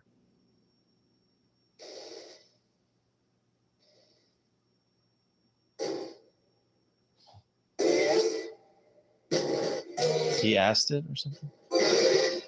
Mariposa, thank you.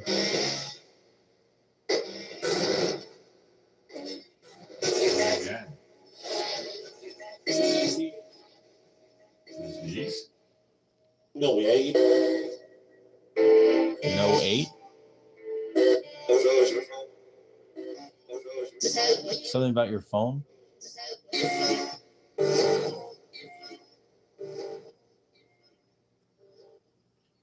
Did you kill Billy in the house?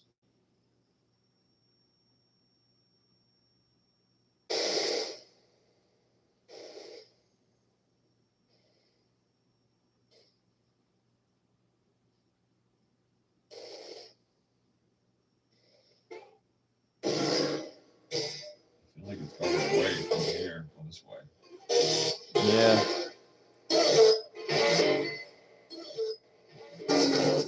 Demon. She just said demon. No. He is?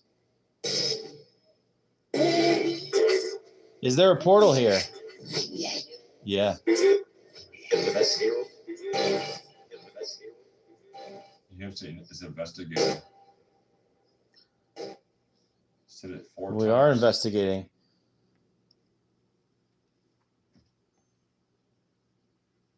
Sean has said it like 4 times in a row. You Investigator. He's investigator. know I'm investigator? Yeah.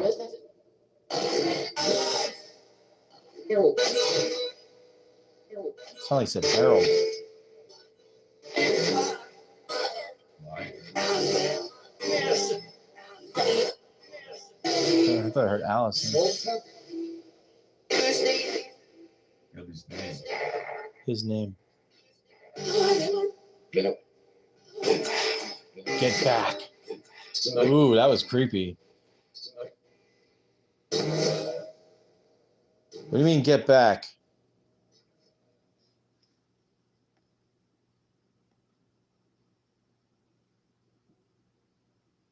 Who do you want to get back? What are you talking about? They all heard Billy's dead. Mariposa, thank you.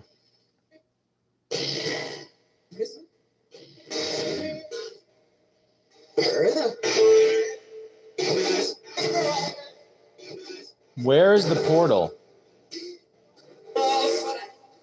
Close. Yeah. Whoops. Shit. I heard that. What part of the house is the portal? Here. Cannot leave or something?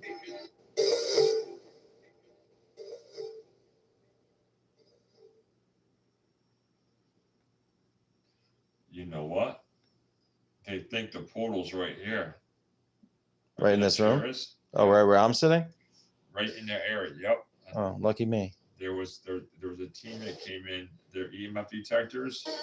If that's a video, they have it in this area upstairs. And they said it's in the same location that their EMF would not stop all the way. Am I sitting in the area of the portal? I said, yeah. No peace. Go peace. There is demon. You heard that? I heard that. That was a creepy voice. Said yo demon, right? Something. It was very weird, whispery voice. You heard Italian accent? Are you the one they call spooky? Are you the shadow figure?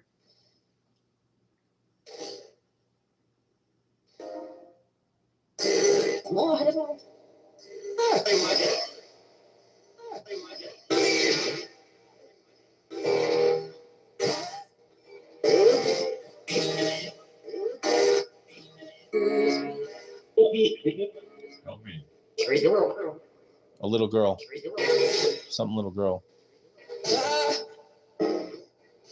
Ah. You hear that? Yeah. It says shot. It said little girl. It's a shot. Yeah. Who was shot?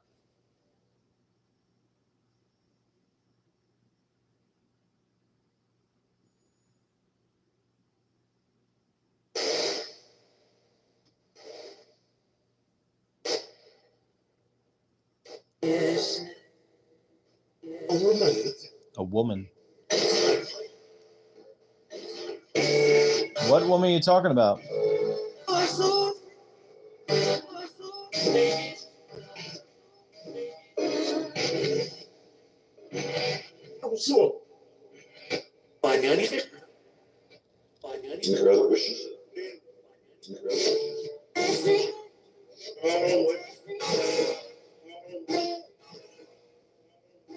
I'll try an EVP in another minute. Then we can try it upstairs. Do you know Charles?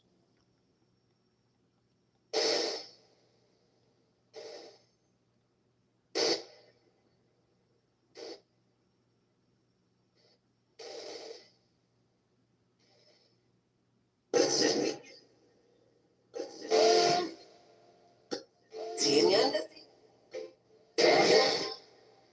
you hear that? Yeah, I don't know what the heck that was. Is it human? Is it human? Is what human? Is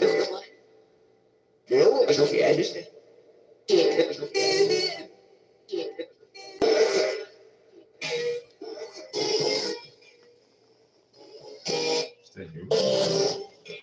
Just gonna change seats here for a minute.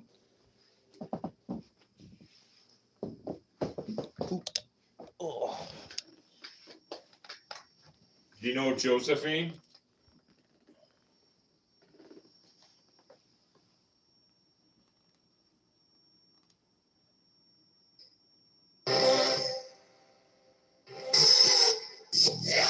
Yeah. That sounded like multiple voices all at once. Who answered us? A new one?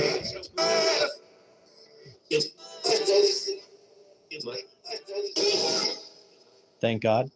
Little girl said, thank God. Officer?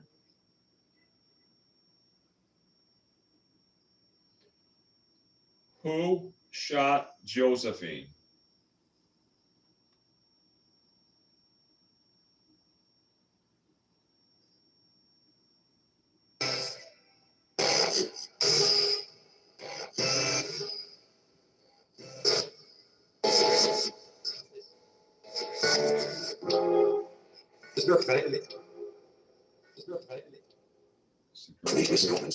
Ooh. Sound like one said there's no time something. Joey?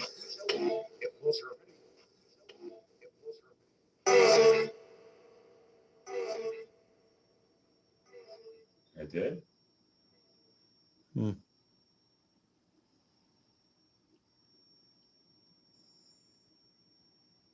Are you stuck here? Are you stuck here? You have no choice to be here.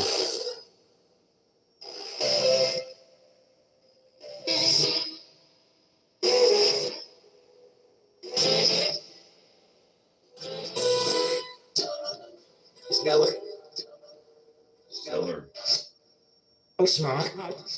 It's your friend. A smart mouth. A smart mouth. Ring is Messiah. Ring is Messiah.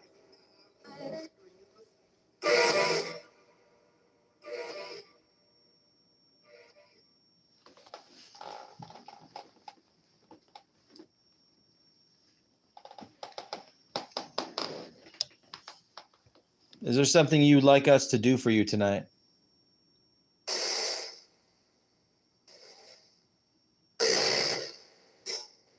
Hello.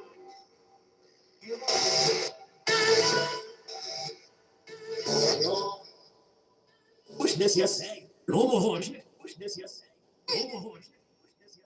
Push this, yes. Exorcist. Exorcist.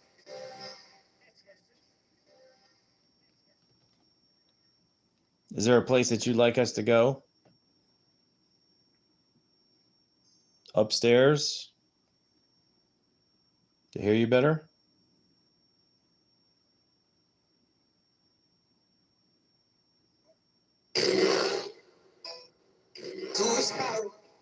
A little weird.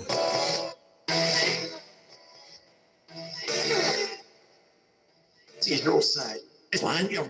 Seize your side. Seize your side. It's weird. Are you saying that you can see our side? They stabbed me. You hear that guy? He's like, they stabbed me. He kept the, yeah, they stabbed me. Yeah. Who just said that?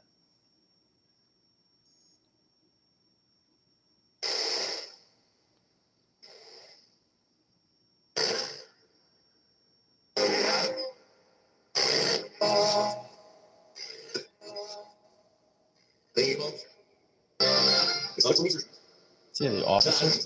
Ugly. Not ugly. Ugly? What? Buddy. They say it's my baby. Priest is here again. Why do you keep saying priest?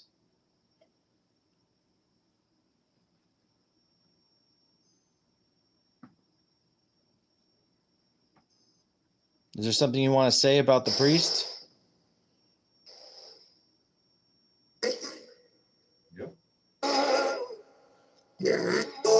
Ooh. Which priest do you keep referring to? Can you say their name?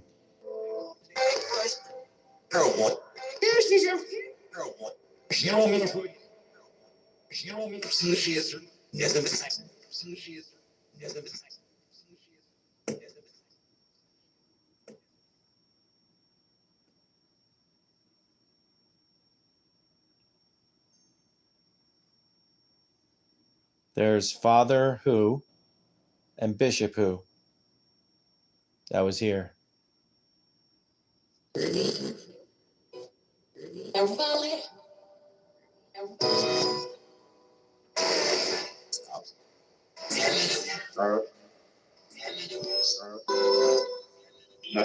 Is it a no?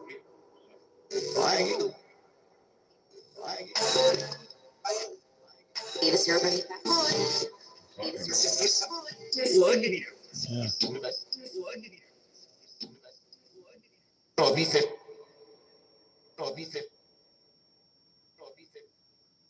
Ethan or something. Let's try an EVP.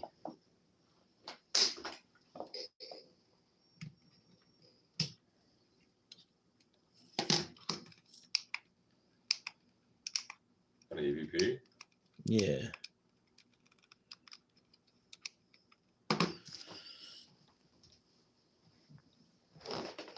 All right, guys. Again, thank you so much for tapping on the screen. Let's even get to 100K likes. Appreciate sharing this out. If you're new, you're into the paranormal, I go live every week, do investigations. Give me a follow. Definitely check this place out. If you want to sleep over at this haunted Airbnb, it's listed as Enfield Demon House in Connecticut. Check it out. Very crazy history here. And I'm here with Jay, the owner. We're going to do an EVP. If you have headphones, it's the best way to listen during a live, in case something does come through.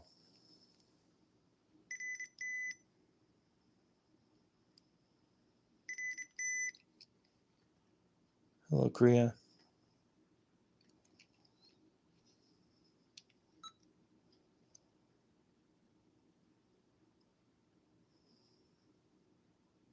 Is there a portal in this room?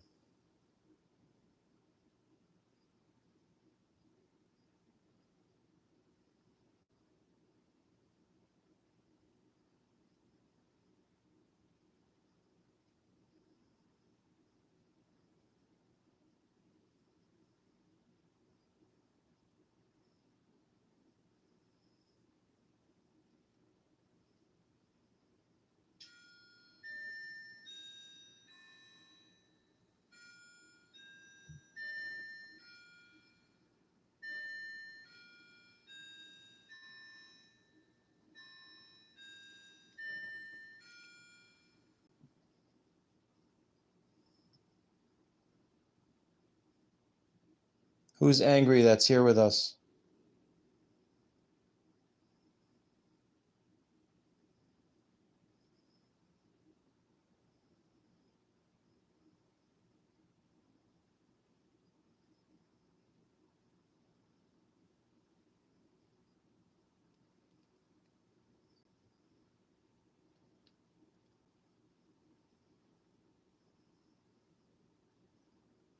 What do you think about Jay?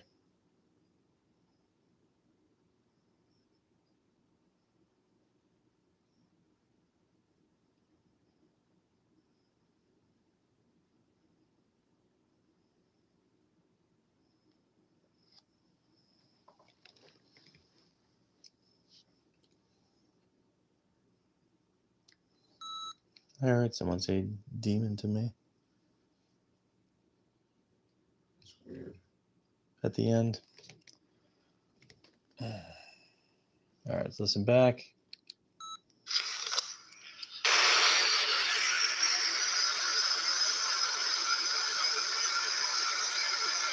Is there a portal in this room?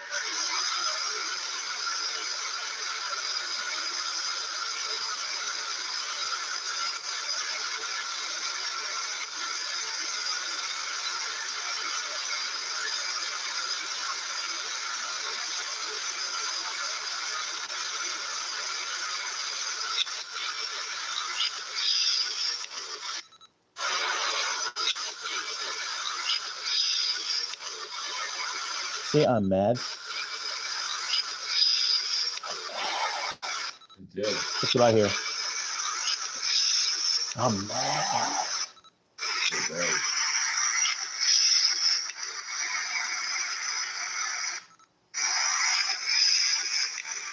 So it sounds like it's like.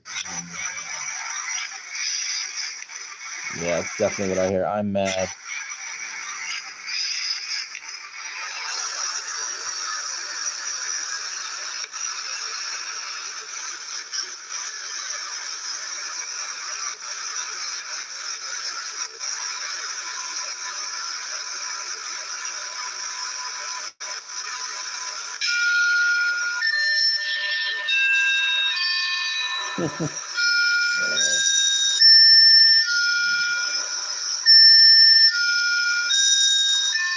Not creepy at all, guys, right?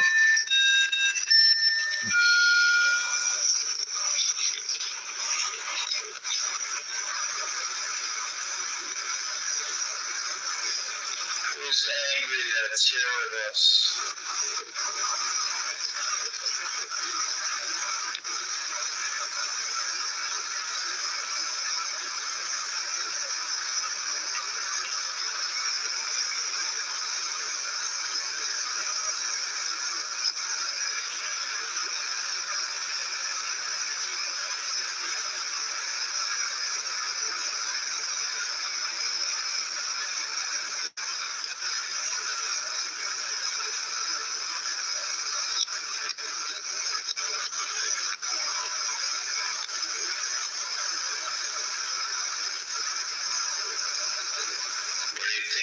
Jay.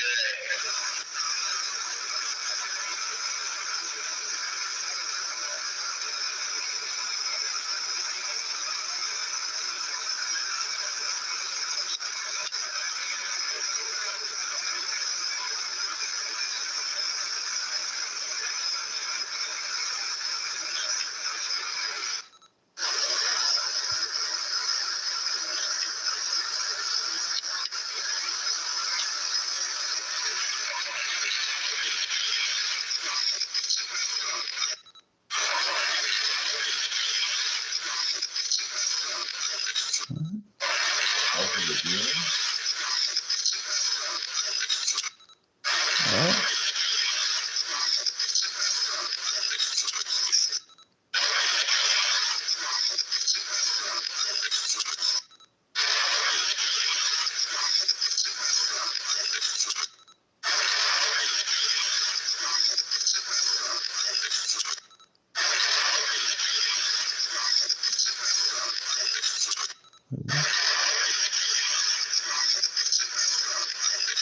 What is that?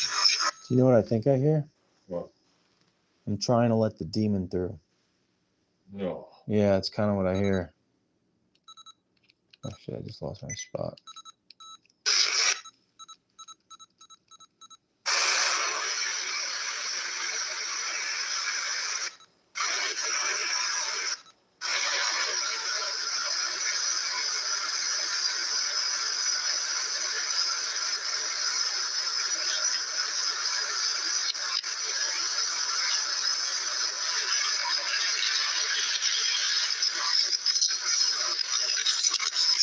I'm trying to let the demon.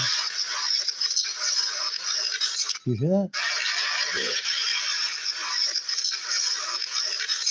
I'm trying to let the demon through. I heard that. That's it. That's what it said.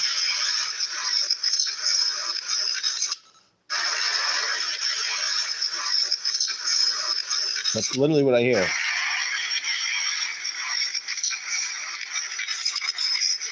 That's what I hear.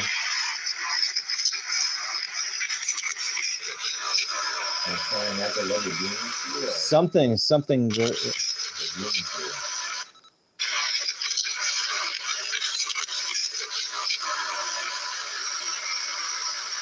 It's like sounding two things talking almost. Yeah, it was like two different voices, but Right, is it? It sounds something with the demon, something like that, and then something push. That's creepy. yeah. All right, let me ask that question now.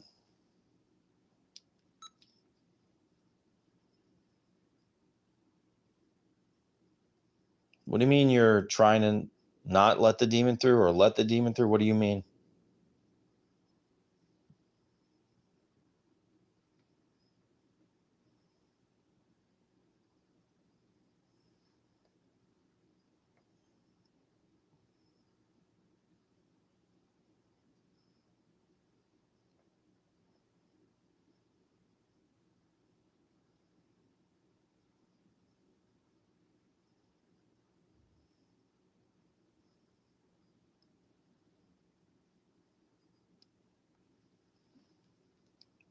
Is it trying to come back in here?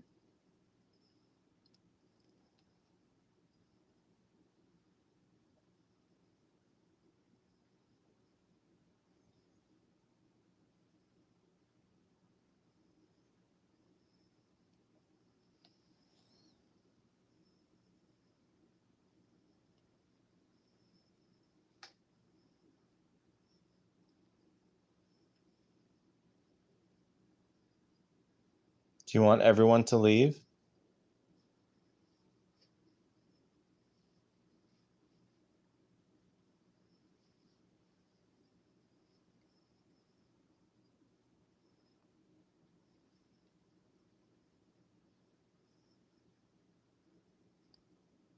Do you want me to leave?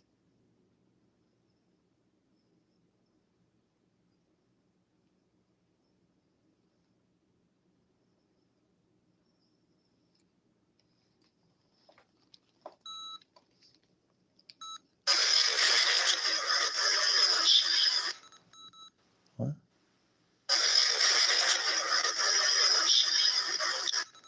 Dude, it says my name so clear. Sean. Hear that? It sounds like you want Sean out of the house. Sean. It says my name very clear. That's creepy. Yeah.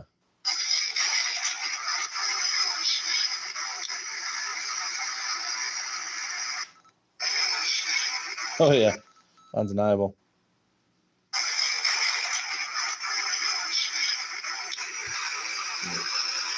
What do you mean you're trying to not let the demon through or let the demon through? What do you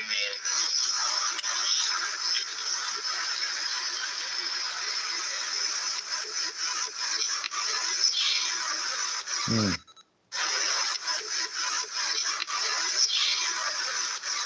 Take a breathy noise.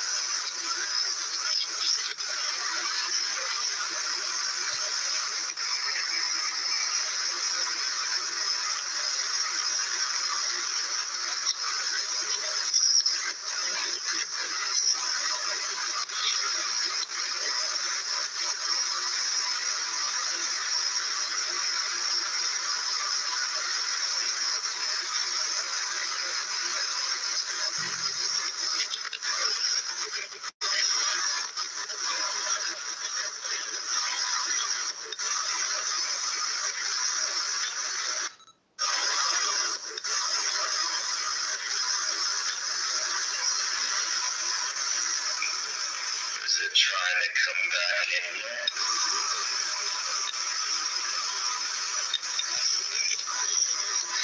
Whoa.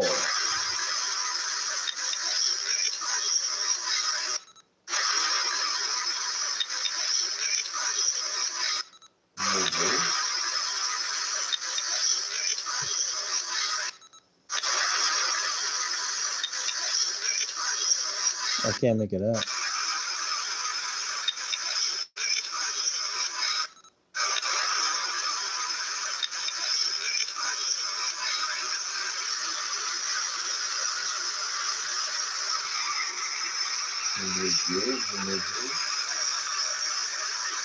Mm-hmm.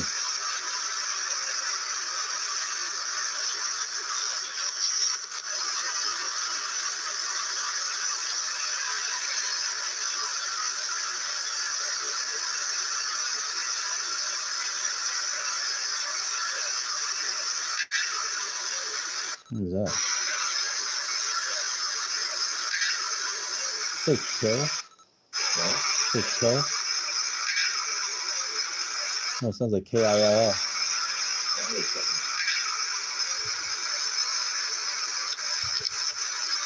That's a loading song.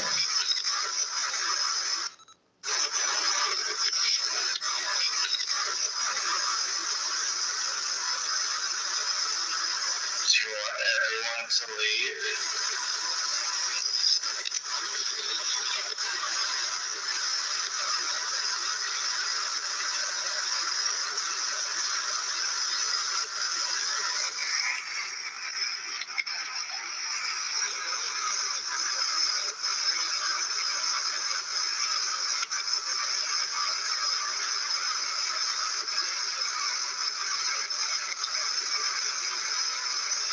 Do you want me to leave?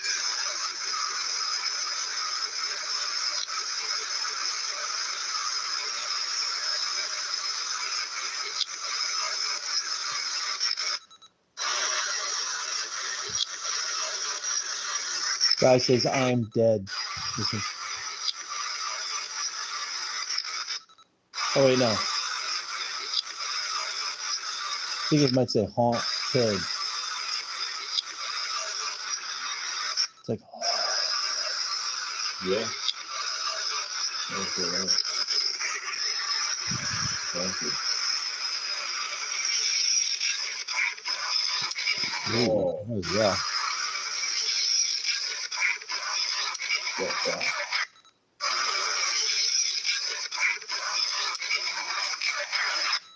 That's crazy. Yeah.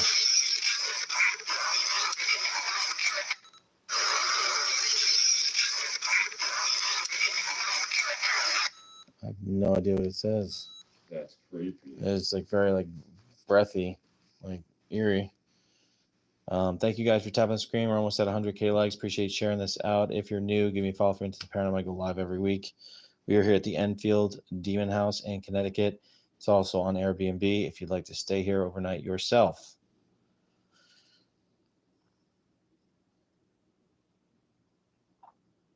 You want to try upstairs? Yeah.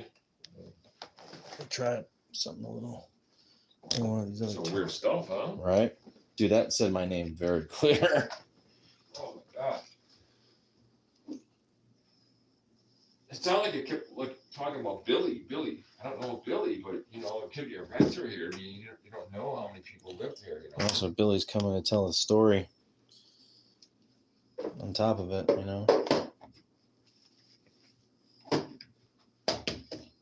That's creepy though. Mm-hmm.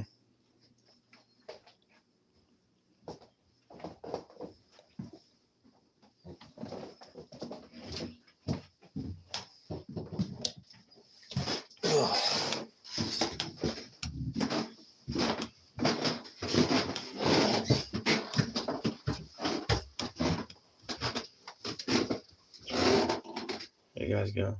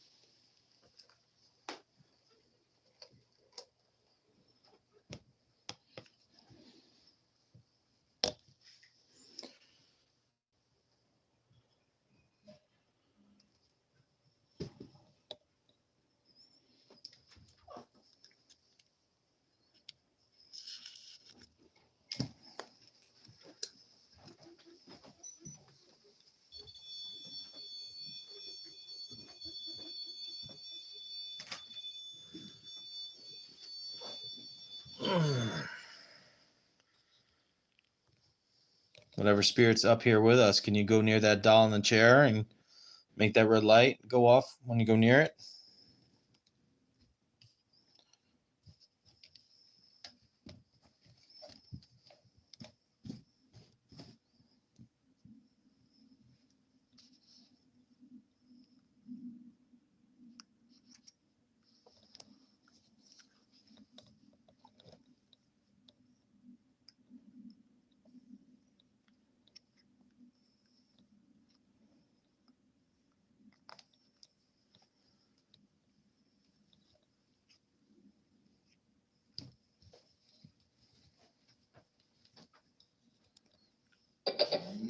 Can you make that doll move?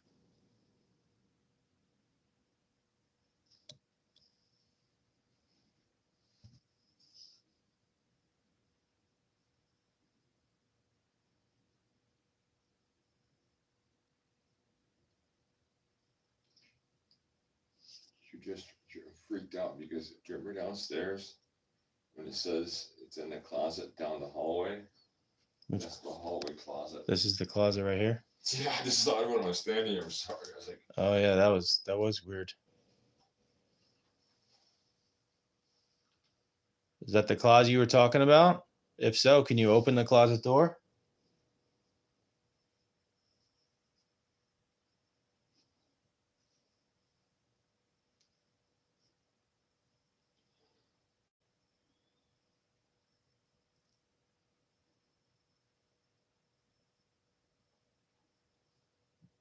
Hello, sweet 33.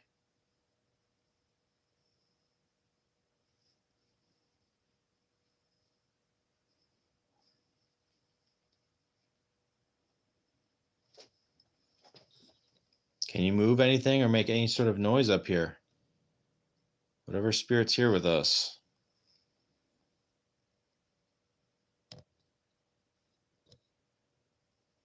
hey, Sean, What? that jewelry here is moving back and forth in a circle like all What is moving? that necklace. Is it? Yeah. Leonard. Did you say McKenna? It said Leonard. Maybe me. What's moving? No, it's a movie because you're walking. But when nobody was here, this started going, not banging forward, but started like this, going in a circle. And you kept asking it to move. It was trying to make it swirl. When you started walking, it started bouncing, but nobody was moving. When you said make something move, and all of a sudden I see it trying to go in a circle. Walker. Walker?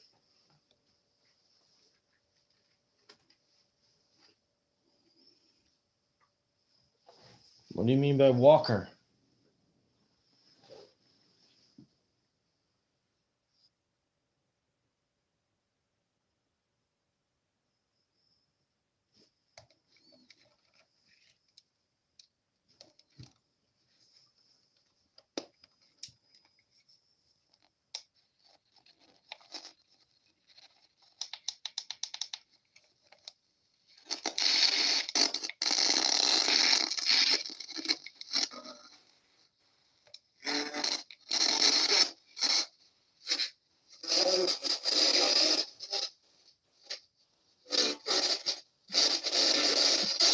What's your name? Whatever spirit's in the room with us right now. Touch.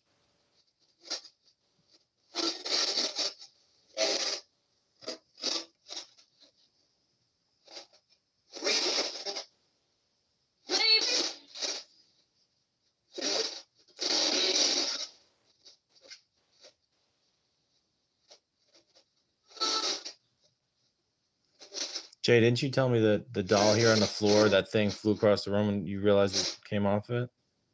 It did. That flower flew off the room in front of myself and I can see you all. I can see you all. Well, we'd like to see you. Can you take the flower off the doll and throw it my way? If you did that before? Leave.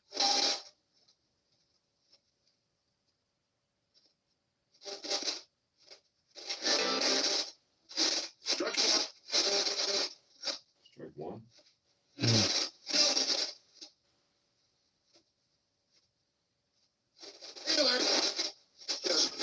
Yes.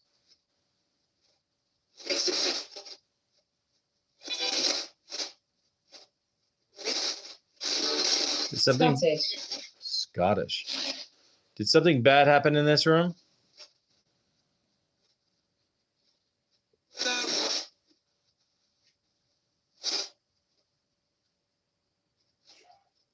Ask it if its name is Marion. Is your name Marion?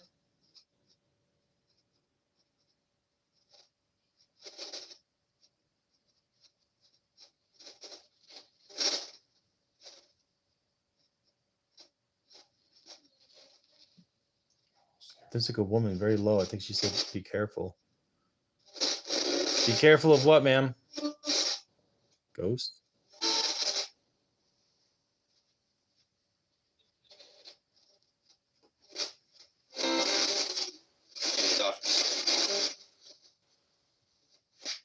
Say get off it or something?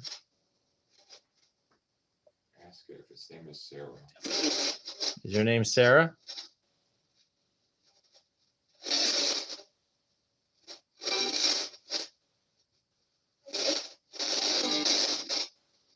Witness. Witness. What did you witness? Do you witness something happen in this room?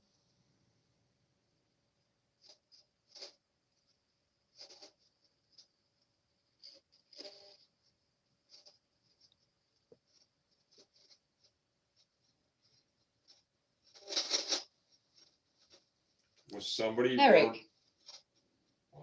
Eric.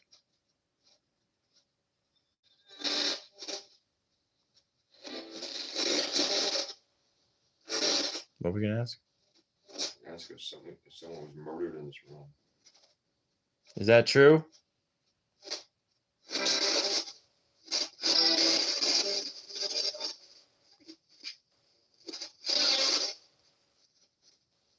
Is it true that someone lost their life in this room? Don't? Don't what? Closet. Again. Say closet again. I can see you all. Again. Are you going to open the closet door for us? Can you open it?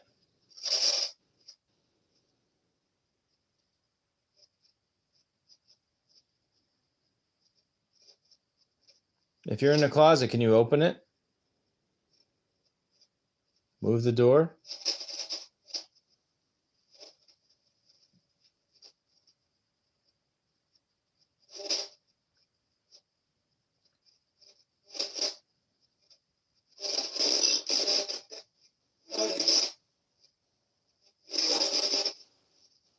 It was pretty loud when she says, I see you all again. Mm-hmm.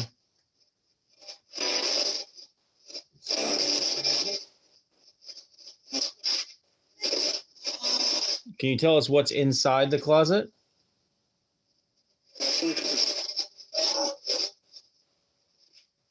Oliver. Oliver. Who's Oliver?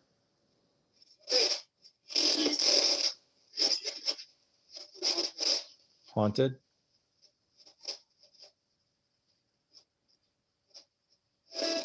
Have you been telling us that something's hiding in the closet?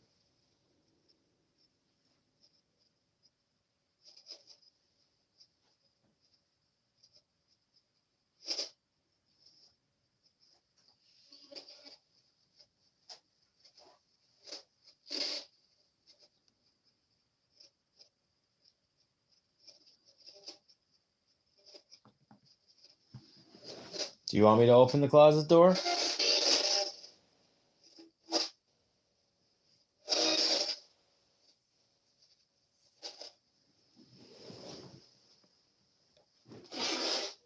What was that?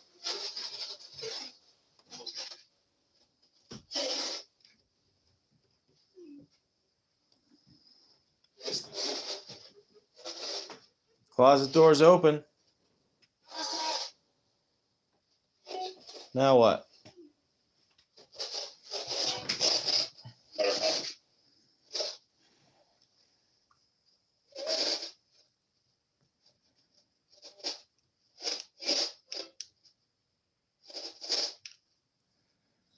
Scared. Who's scared?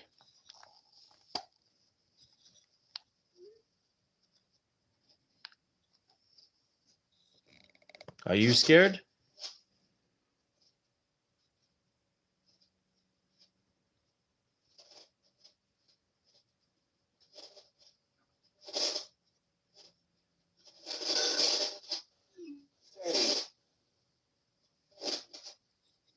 Can you close the closet door?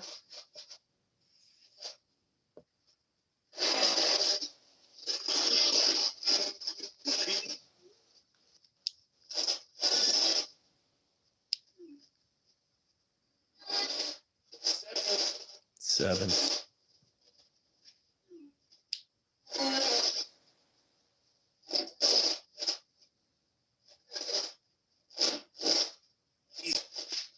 Beast? Who's Beast?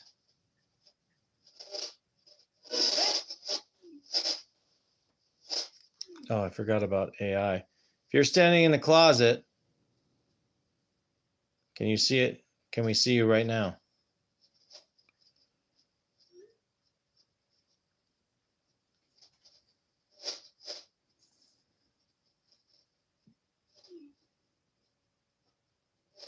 That's Need it. trust.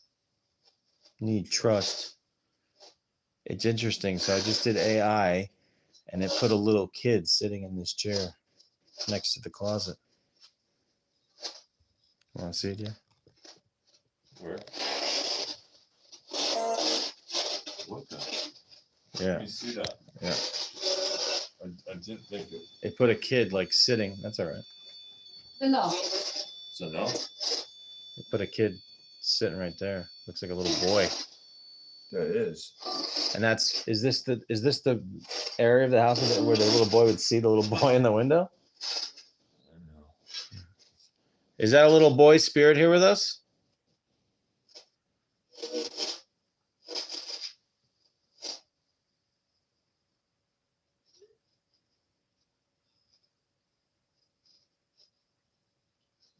They did that. Can you stand in the closet if you're in the closet right now? I beg to differ, Megan. I've been using it. Young. Young. Oh, look, it even put a shadow figure of negative. And there's a shadow, really tall shadow right in front of the camera. And just said negative at the same time.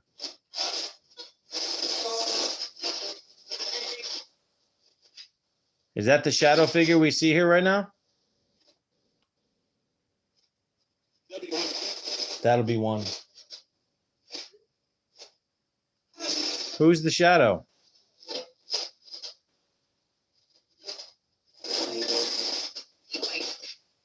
Mike?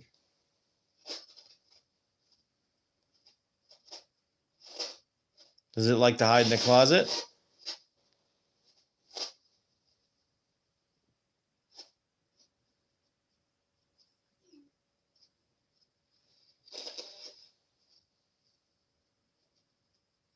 Yeah, no worries. Everyone has their own opinion. No good. I've been having some really interesting results with it. So I think I'm convinced that something's going on with it. That's why I'm continuously using it. Something just moved in a closet. I could have sworn something Really? moved down there.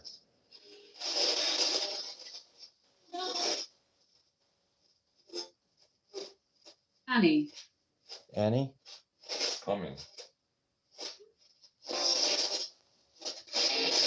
What is coming?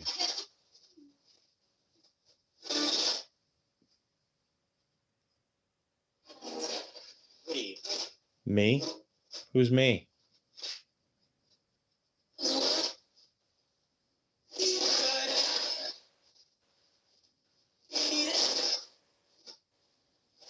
Can you stand in this doorway over here? He'll get you. Whoa. I'll get you. He'll get you. You'll get who?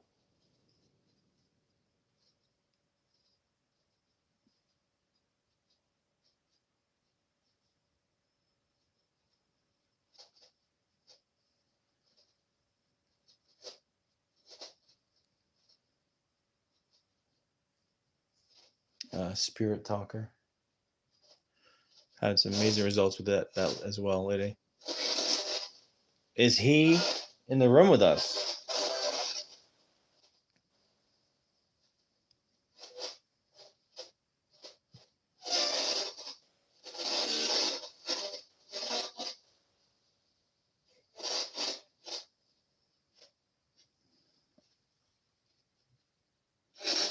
Can you stand next to the doll?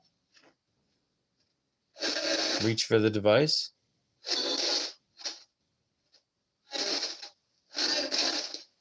Don't move. Don't move. That's trippy. It's like straight up like. Can we keep talking? Whoa. What do you want to talk about?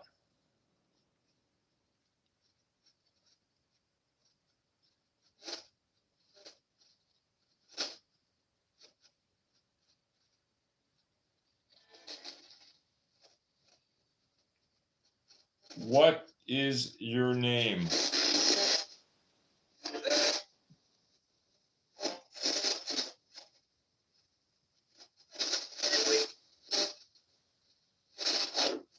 Dude, it just freaking barked. Did you hear that? It did. That was. Now wait a minute. I forgot about from the episode here.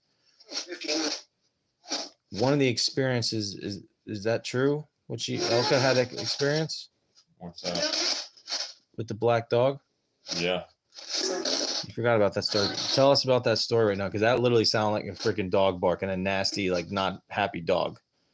When Elka was pregnant and she was on bed rest, she was laying in bed and she heard somebody come upstairs and she looked over and she saw a giant black dog come up look at her in the bedroom and then go down the hall into that little room.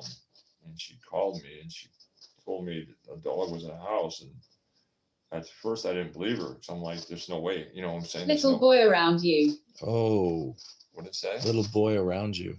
We just said that it sounded like a little boy over there. That's the little boy like Yeah. that kids have seen here, and we just go ahead to finish the story. You're really crazy all night here. So yeah, so she called me home from work, and I came in the house, and she told me. I looked around, I checked everything out, and there was no way any animal could have gotten in because the doors were locked. But she saw it, and she looked right at her. She said it was the biggest black dog she ever saw. You hear? Whoa. So this black dog guy had You appeared. saw me. You saw me. This black dog appeared to his wife and disappeared. Never saw it again, right? It was just one time. Just that one time, just came in. That was when we first moved in. Wow. That was definite some sort of like a guard dog barking noise that just came through. That bark that we just heard, was that the bark from the dog that Elka had seen before?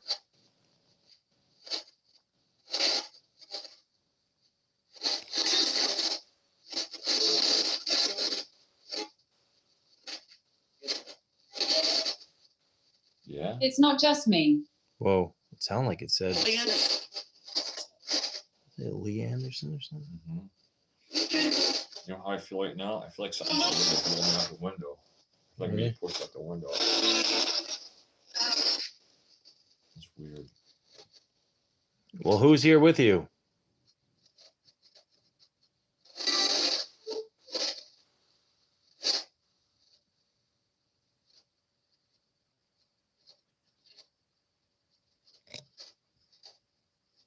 I think I just said something about the affair. Did you hear that? Or something. It sounded like something affair.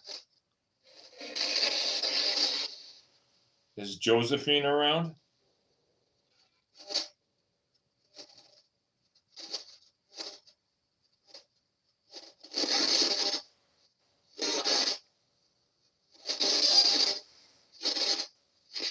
Flashing.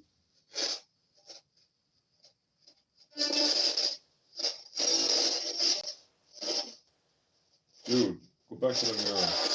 So what? There's somebody in the mirror. Is there somebody in the mirror?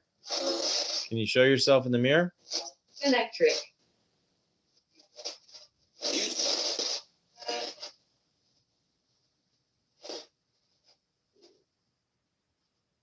That's creepy. If you're in the mirror, can you show yourself?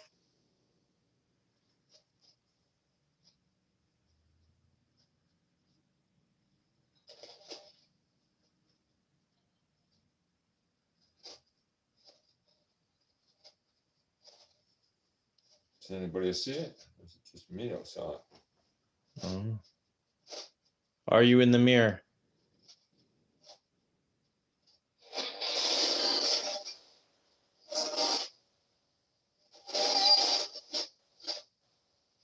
If you're watching us from the mirror, can you show yourself so this can pick you up? She's dangerous.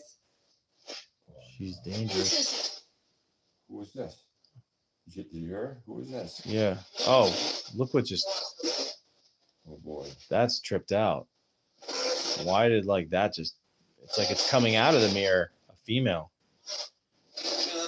Who's she?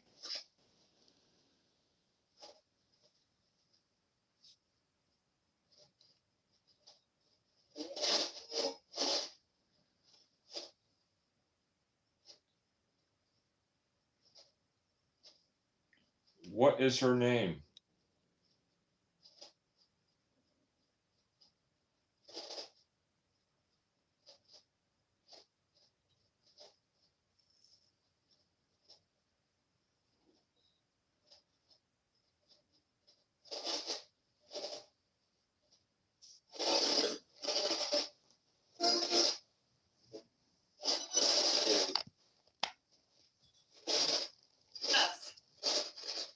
It's us? Why does it always keep referring to itself as plural? Who's us? Get out. That's it. Get out. Clear as day.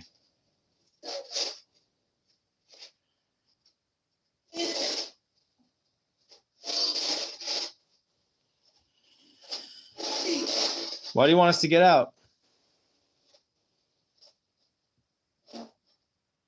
Not like a woman said help. Dead. Yeah, dead. No, it clear as day. Who's dead? I'm using the SB11 and the Spirit Talker application. SB11 made by Gary Galk. It's 2 different spirit boxes combined into one, going in 2 different directions in the frequencies. Also has the adjustable noise control to get rid of some of the white noise. Who is dead? That's a demon. That was weird, man. That sounded like the voice downstairs coming out of the gateway. Mm-hmm.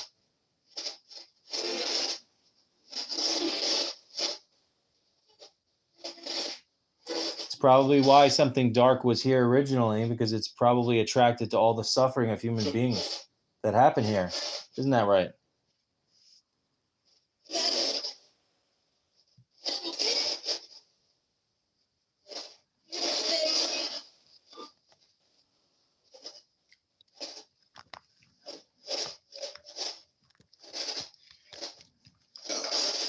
Yeah. Is there something under the bed?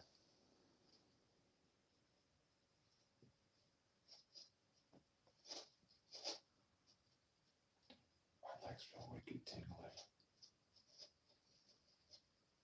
I just heard a female voice that wasn't coming from the box.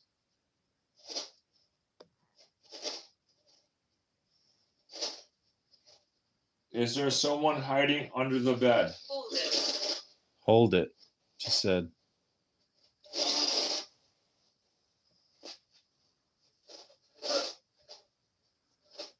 Stand in the doorway if you're watching us.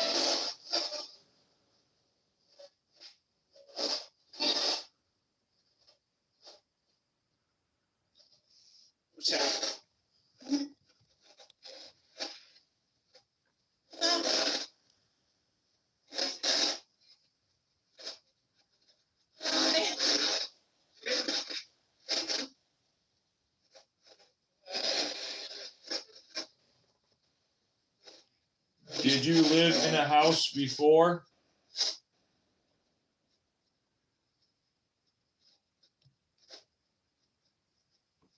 Weak. Weak. Are you weak? Let's try this.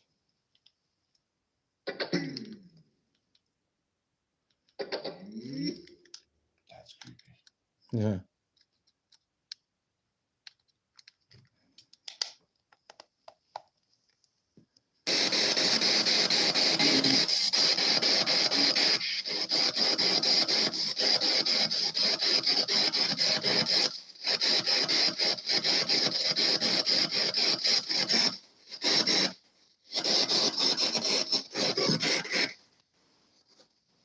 And you communicate through this box now.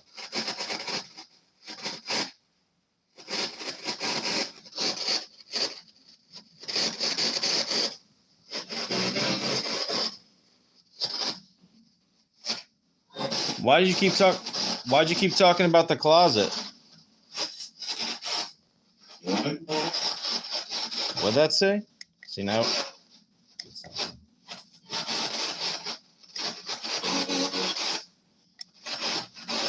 Was there a body in the closet?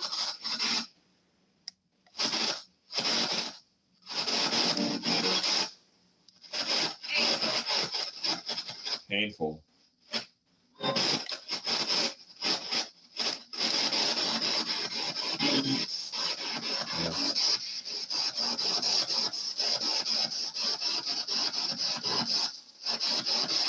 Were you stuffed in the closet?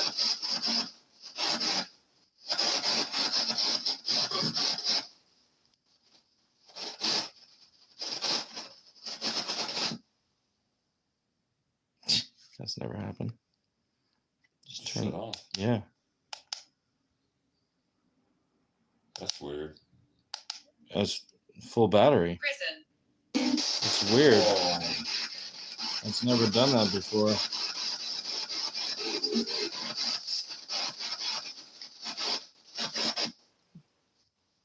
That's weird. said it was in prison. Or something in prison. Spirits in prison? Told you sometimes they mess with that device.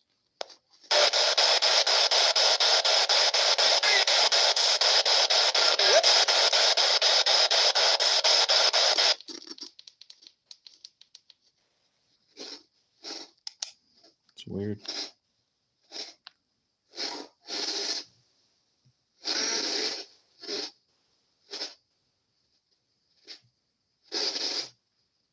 That's still on? Yeah. Thanks. Oh, there we go.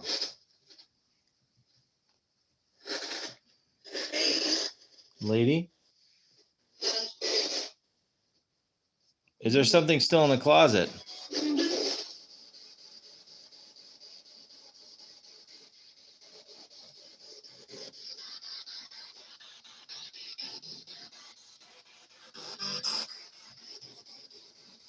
I'm like, how is that happening right now?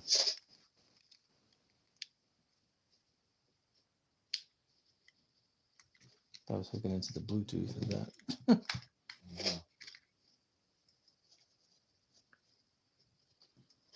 Is there something still in the closet? It's like something dragging. Yeah. Goes through frequencies on the radio. That's how spirits can speak on frequencies.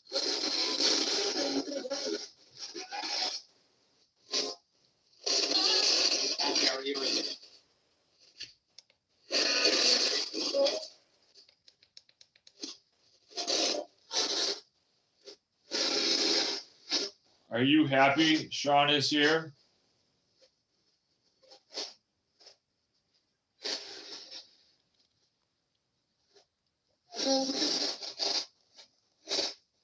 Would you like me to say a prayer for you tonight before I leave?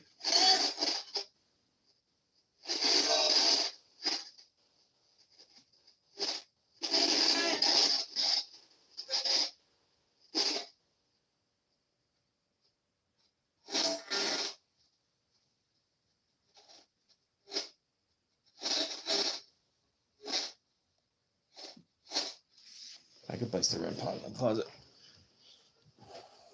Are you still in the room with us? It's a really sick feeling or something. All of a sudden? Yeah, it's like something got like, Nauseous? Yeah, kind of like quick nauseous, kind of like fear. I kind of got a little nauseous for a second too, right when you said that. It said lock. If you're in a closet, can you make that red light go off in the doorway? Did you hear that? I did. No, really. That was like a tap on the door or something. Over there.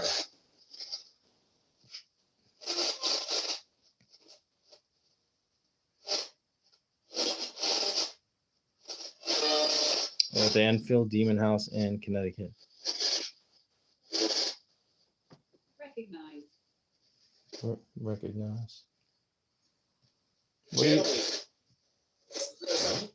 it jail or something? How many spirits are in the room with us right now? It's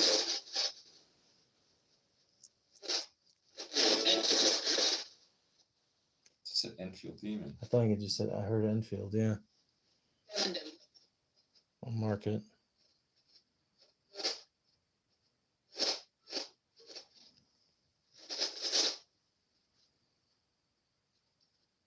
What keeps you here?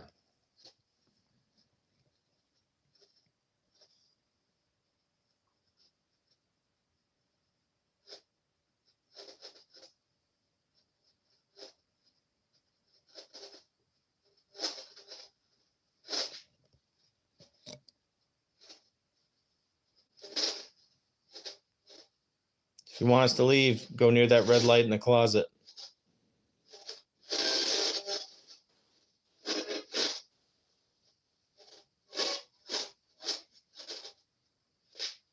If you need help, go near that red light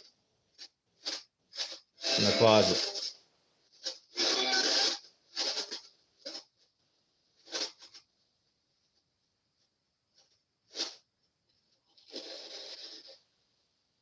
That was weird. It isn't a what? Approach. Approach. Is there something approaching us?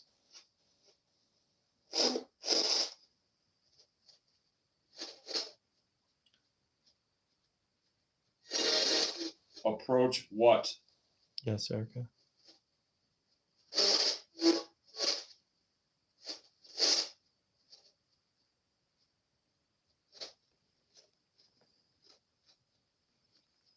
Can you approach the device in the floor in the closet? You will see me. Ooh. Oh, that was Yeah, I know that game too. It's like, yeah, you will see me when I'm trying to sleep in bed. That's what'll end up happening. which is pretty. All right. What I've seen. Yeah. When will we see you? Soon. Soon. Spirits love to speak in riddles too. Another Hot. funny trait. Does it come? Hot. Somebody said Austin.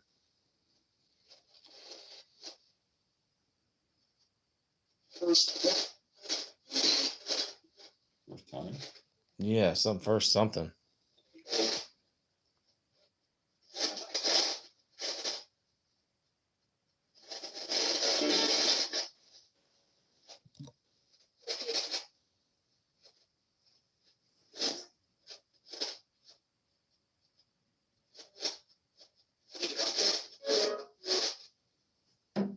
Whoa. Okay, that was pretty loud. That was remember? That was right in the dresser or something. Mm-hmm. It said you're gonna see it soon. Did you guys all hear that? That was really loud. Could you? That was a definite tap.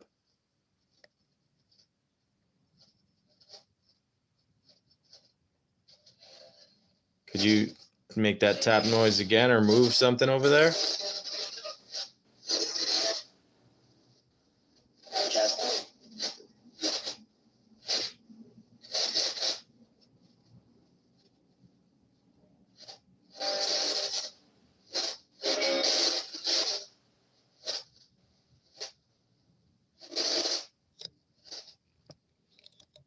You have our attention if that was you.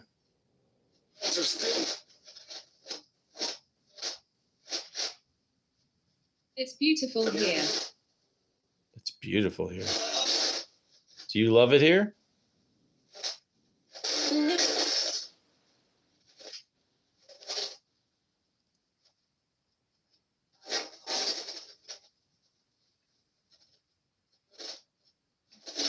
That's kind of creepy. That is creepy. That's very creepy. Kind of looks like the guy in the picture you were showing me earlier. A little bit. Yeah, I have to show another picture of you. It's not like that. That's gross. That's creepy. Since you like to talk, can you tell us your name so we can communicate?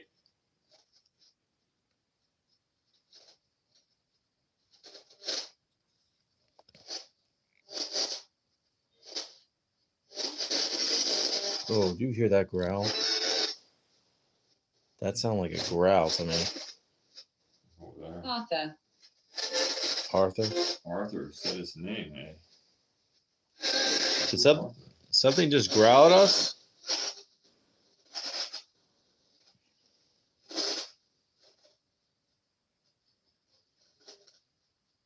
I know the last AI picture I just took is what? Creature. Power of creature. They just said in a row, they finished each other's sentences. Whoa. It just said power of creature in a row. Literally just said power of creature. That's two different things lined up. What the? Is that you? That's one like this. Oh, I don't know what the You know what never that know. noise. But that literally just said power of creature. The app said creature, and the spirit box said power of. That just finished each other's sentences from two different methods. What about the power of the creature?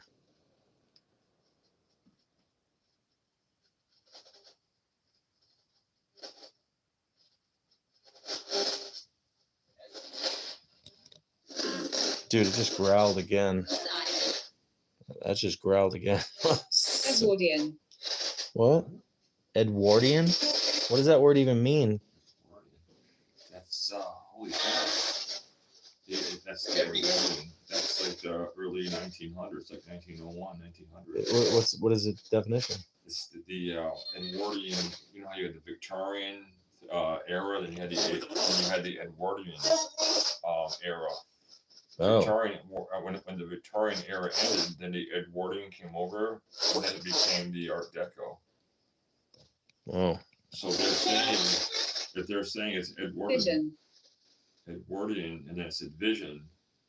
So maybe they're trying to say they're from the 1900s, during the Edwardian time. mm,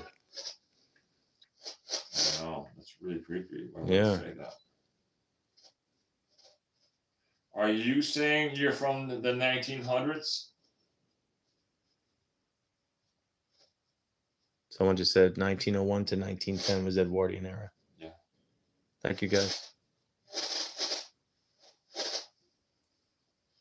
Wow. You can help me. Whoa. I can't help nobody. Wow. How can we help you?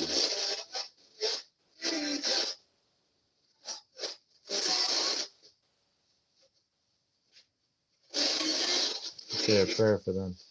Hmm? Prayer.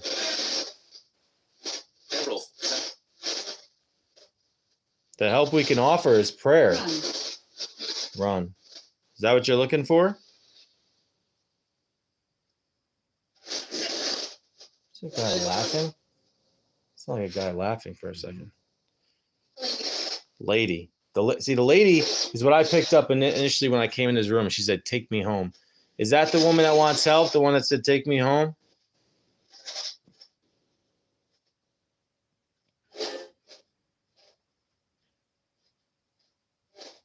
Do you want to go home with Sean? No. Not that home. I got enough. I'm already like single file everyone when I get back home. See if you can go home with Sean.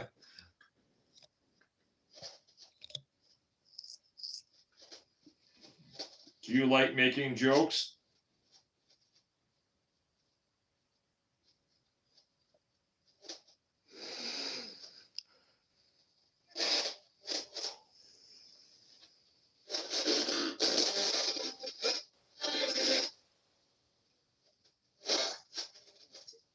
That was weird. Weird noises coming through.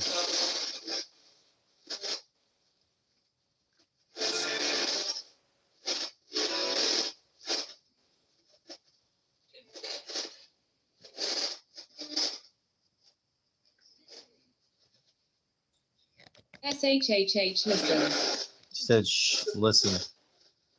All right, what are we listening for? Help me.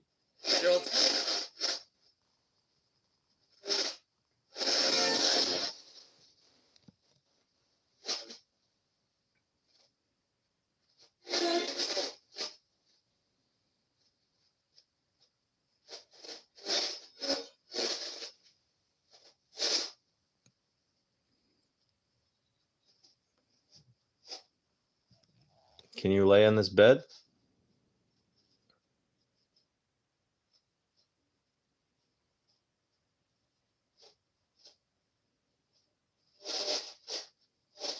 Looks like a little boy behind the door again.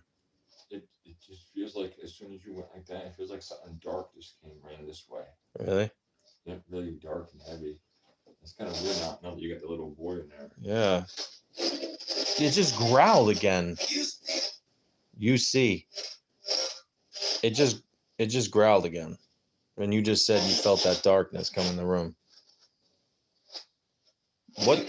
What's growling? Wow.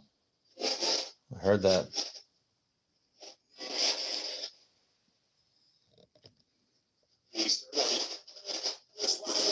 Is something getting angry?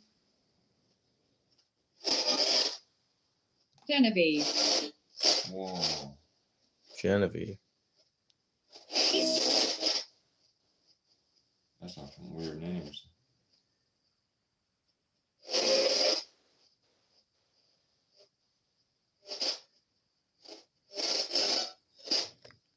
Is something growling because we're talking about saying a prayer?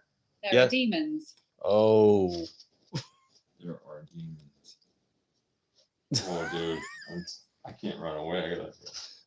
We'll get you. Oh. I'll get you. Oh my god.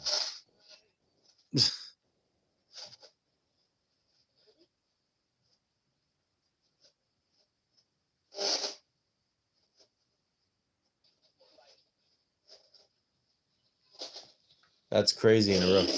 Ooh. What did it say? I don't know, but it sounded like really messed up. Did it say scream?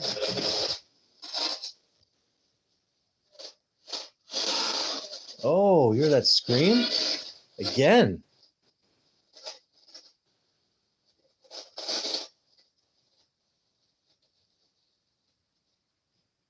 What's getting angry?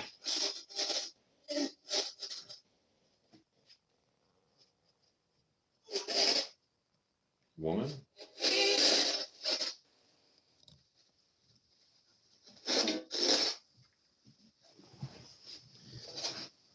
Does it not want a prayer said for a spirit here? Is that why something's getting pissed? My body is close by. My body's close by. You just moved on that bed by the pillow higher. Oof. Where's your body?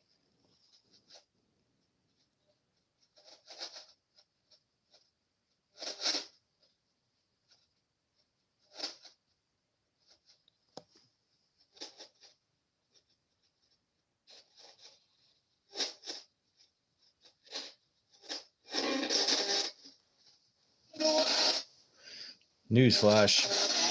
It's definitely haunted here.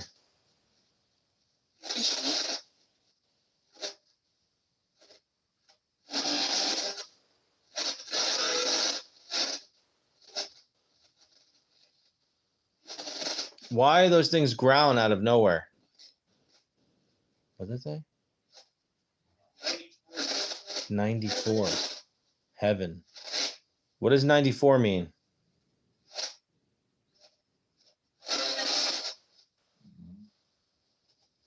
Excellent.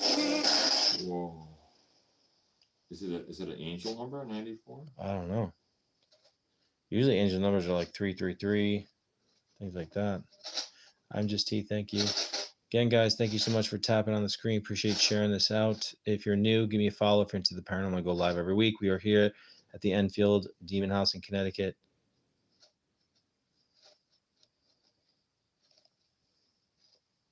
If there's powerful malicious spirits with us, are you able to make another loud noise in this room?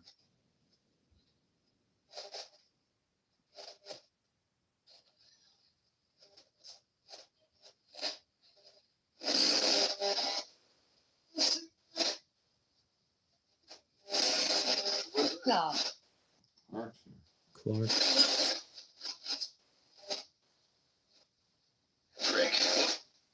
You see brick? Yeah, it sounds like brick.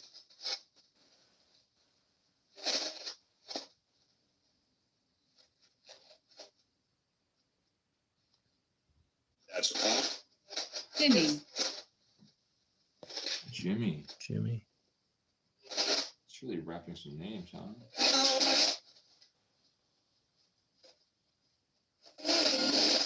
Yeah. Who's Jimmy?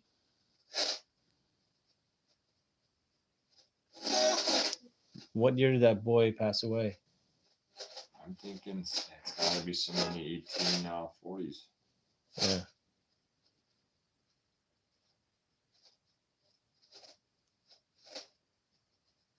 What about like the one that fell down the stairs and at the amusement park dropped?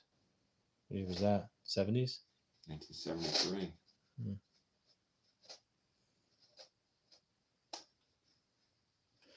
Are you the little boy that died here?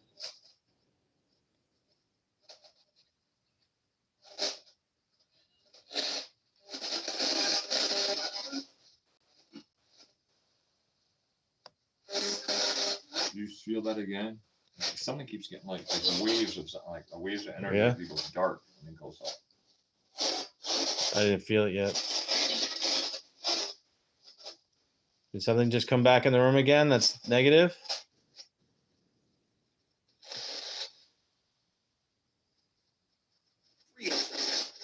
Real? Twice. I do not understand. I do not understand. Is there some sort of... What was that? Did you hear that weird voice? There's something that's just nasty voice that keeps coming through. My question is, did something negative, this negative spirit, just come back in the room with us? If you didn't understand. Can you move location? Can you move location? Can we move to another room? Yeah, so I got to wrap up pretty soon. I gotta Yeah. do it in the morning, but Definitely. it's just cool. It's just Let's do the little room and then we'll... you can crash here. Oh, no, I'll drive. You Just can wait really on it. crash out in mine. Just stay right next to you. Oh, yeah, that'll be a party for me.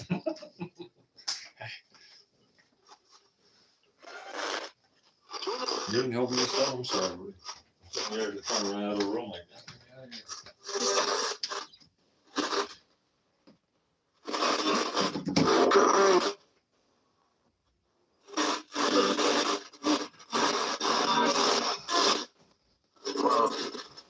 It's a 12 again.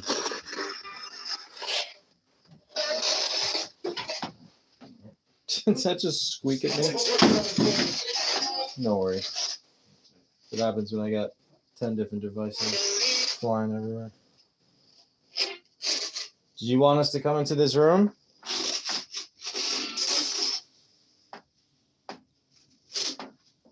Are you here with us? Sound like it keeps saying it wants to leave. Have us leave. Mm-hmm.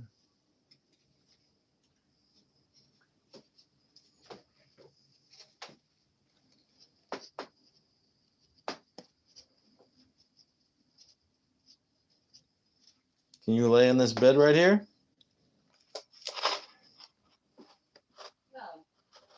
Love. Oh.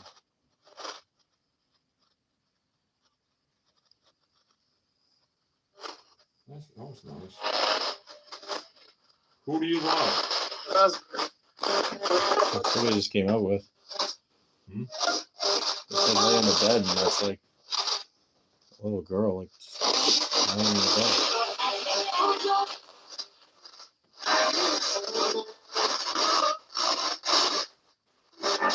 Oh wow. Yeah. There's no way it should have mapped that. Did that just say, "Can you see me"? Yeah. Can you see us? Oh. It says, "Can you?" We think we just saw something here. Right there.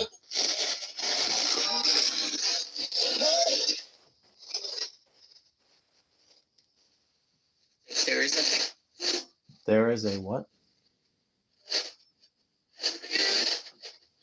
What the heck? Is that an angel? I don't know what that is supposed to be.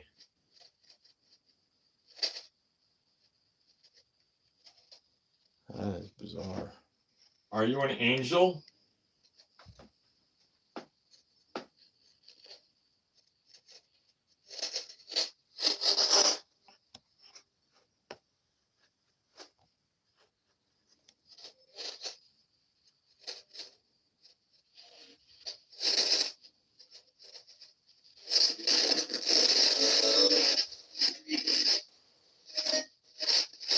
94 is the guardian angel number. All right, thank you. That's what it said, right? That's what someone just said in the chat. Push him. It just said push him.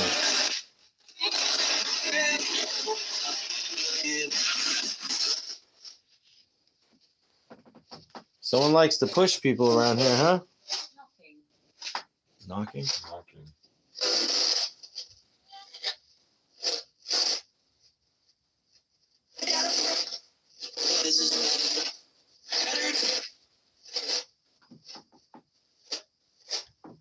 Who's knocking?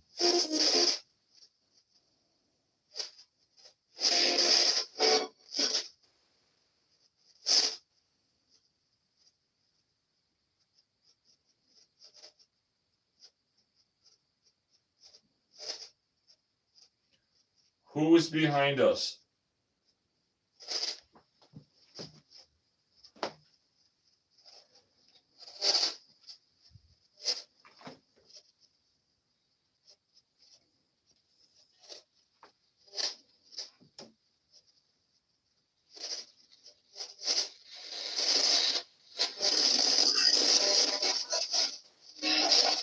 Help us.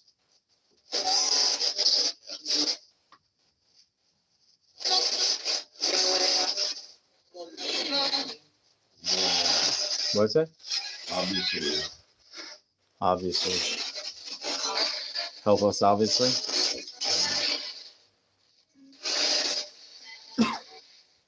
Whoa, if you read this, right, it says, love, can you see us knocking? Obviously. Wow.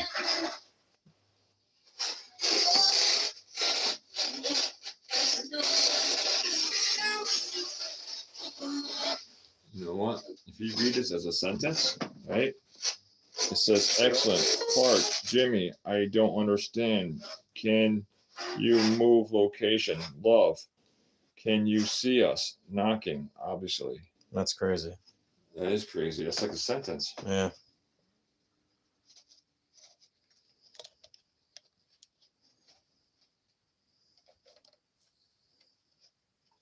Oh, this even gets creepier. Read Dude, this. I just took your picture. Obviously, this is you. But look Yep. what it came up with standing next to you. Oh, man. There's like a female next to you. Yeah, remember I said something who was behind us? But read this. Read the whole thing, Sean. Edwardian vision, right? It's like the Edwardian vision. Who can help me? Who can help me? Run. Shh, listen, Genovese. There are demons. I'll get you. My body is close by. That's creepy. That is creepy. We're looking at the words, but if you read it like a sentence, it's talking to you.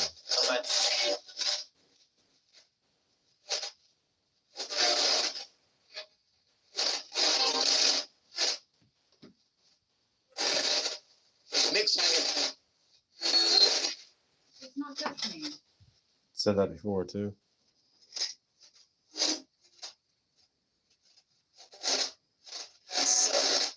Does that woman want me to say a quick prayer for her?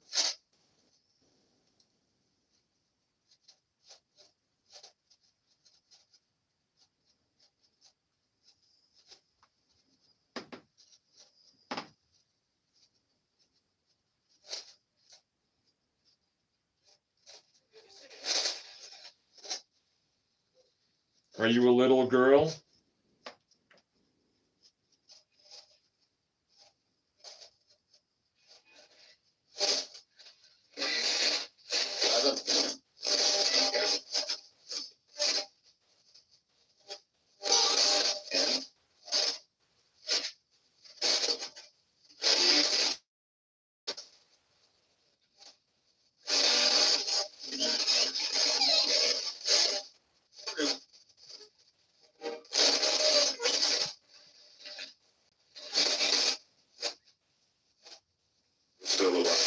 I'm still alive.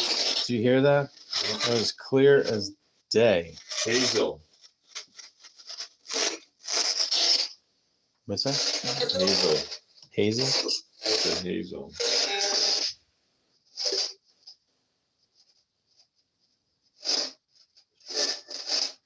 telling you, Sean, if you read this like a sentence, Yeah, it's telling you something. it's crazy. Touch now. Now, if you go back and you say, can you see us knocking? Obviously, fast. It's not just me, Hazel. Touch. It's weird. That is creepy, right? It's almost like it's trying to talk in a sentence. It seems like all the negativity. It was me. Seems like all the negativity is in that room. Behind it, yeah. Going back here, don't Maybe just offer a quick prayer for that lady. We can call it. Yeah, let's do that. There we go. Cockadoodle-doo Paranormal. How you doing? That woman that told me she wants to go home, is she here with us in this room? Want the light? Yes. It just said want the light. Yes. You guys hear that? Hey, feel. Feel. Are you Hazel?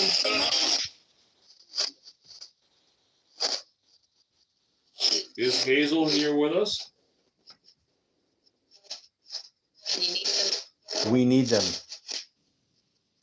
You want the light, don't you?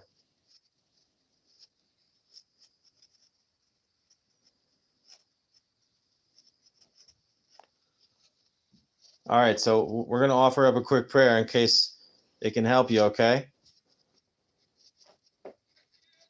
And either way, I'll be back here too. Do you want us to pray for you?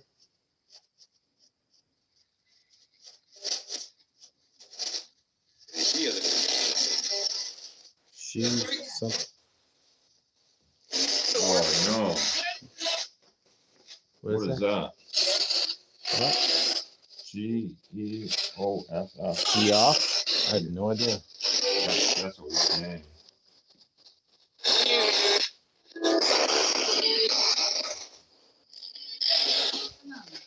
All right, we're gonna say a quick prayer.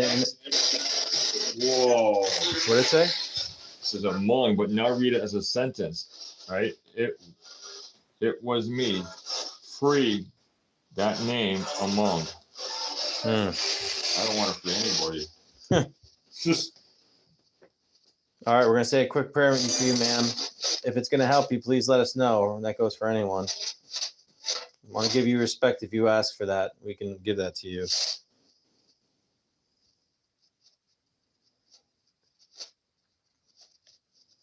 Our Father who art in heaven, hallowed be thy name. Thy kingdom come, thy will be done, on earth as in heaven. Give us this day our daily bread, and forgive us our trespasses, as we forgive those who trespass against us. And lead us not into temptation, but deliver us all from evil. Amen. Hail Mary, full of grace, the Lord is with thee. Blessed art thou amongst women, and blessed is the fruit of thy womb, Jesus. Holy Mary, Mother of God, pray for us sinners now at the hour of our death. Amen.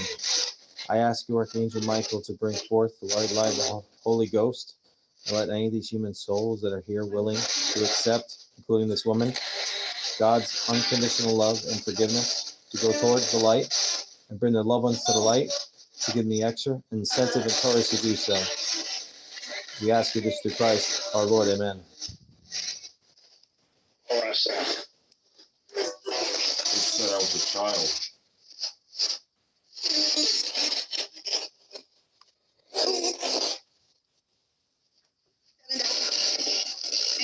We're able to help you.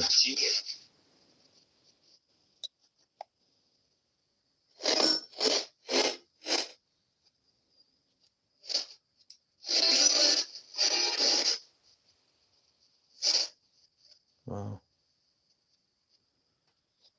Were we able to help you?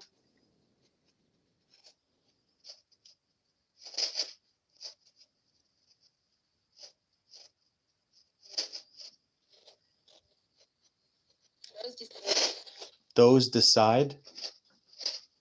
That's weird. I don't know what that means. Those decide? Who decides?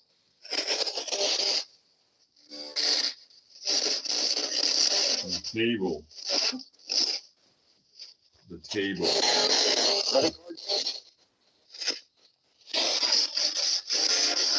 This is the table.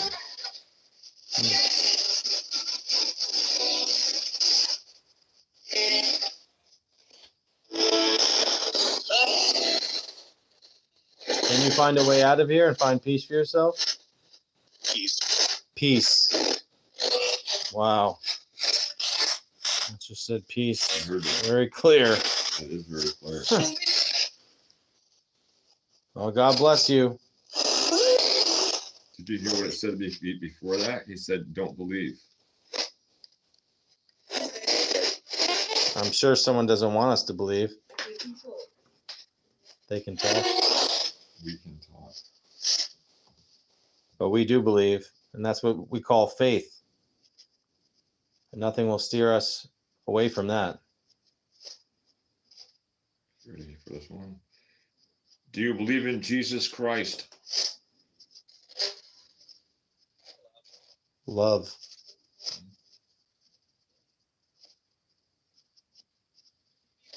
Who was Jesus Christ?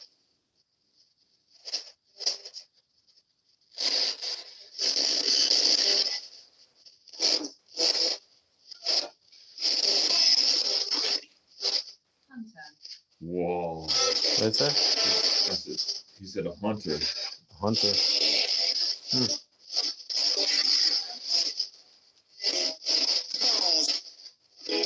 Were we able to help any of you?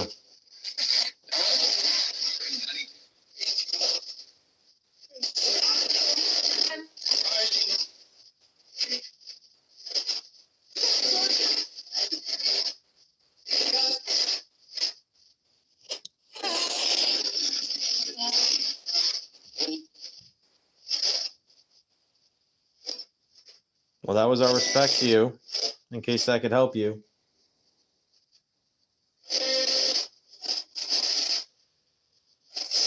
Sean will be back. Anything else you'd like to say?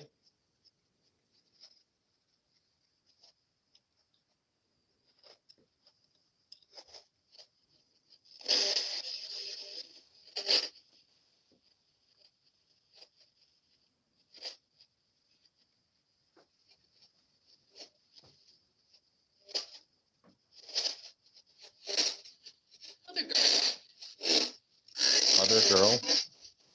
The other girl?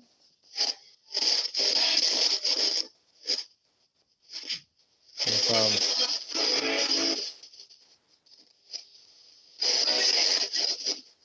God, patience? What is it? Good. What?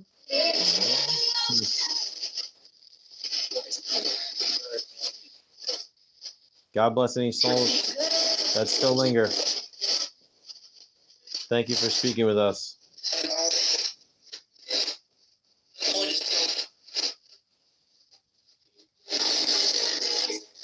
God, you said leave. Salute. Yeah. I revoke any permission for any evil spirit to follow me home from this location. In the name and authority of Jesus Christ of Nazareth, name of Blessed Mother, Virgin Mary, Mother of God, name of all the angels and saints and the blessed apostles Peter and Paul. We cover our hearts, minds, bodies, and souls with the blood of Jesus Christ, and we fear no evil. Amen. Hey, that thing said good moral, right? It's a good moral. Good moral. Oh, wow. Right after pay attention. Oh. Good moral, pay attention. Well, we were just praying for spirits. They're saying good moral.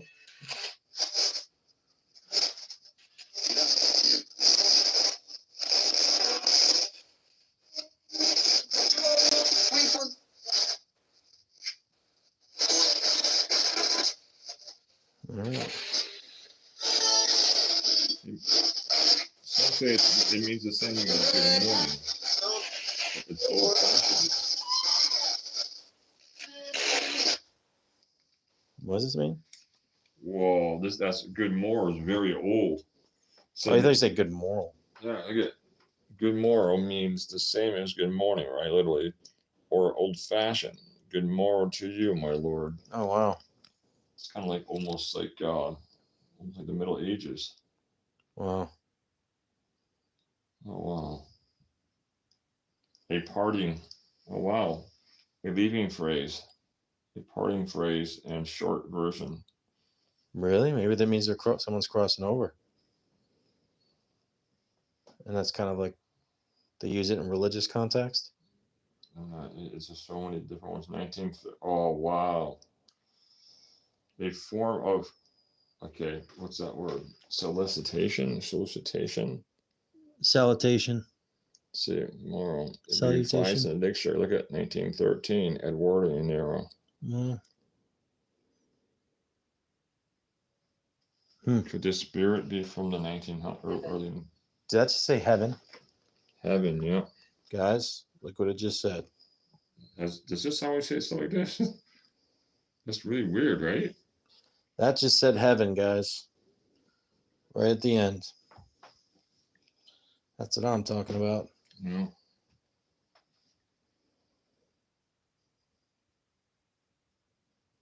That's interesting. What an interesting night. Yeah. Demons to a girl named Hazel to good moral and heaven. Good word to end with. Heaven. Yeah. All right, guys. Thank you so much. Very interesting tonight. I want to thank again Jay for letting me in tonight and hearing all his amazing stories. If you guys are interested in checking this place out yourself, look up Enfield Demon House on Airbnb. I'm going to be back. We have more story to tell, and maybe you guys will be able to watch more of what happens here. But thanks, guys, for coming along for the ride. Everyone have a wonderful night. Again, if you're new, give me a follow. I go live every week. God bless. Be safe.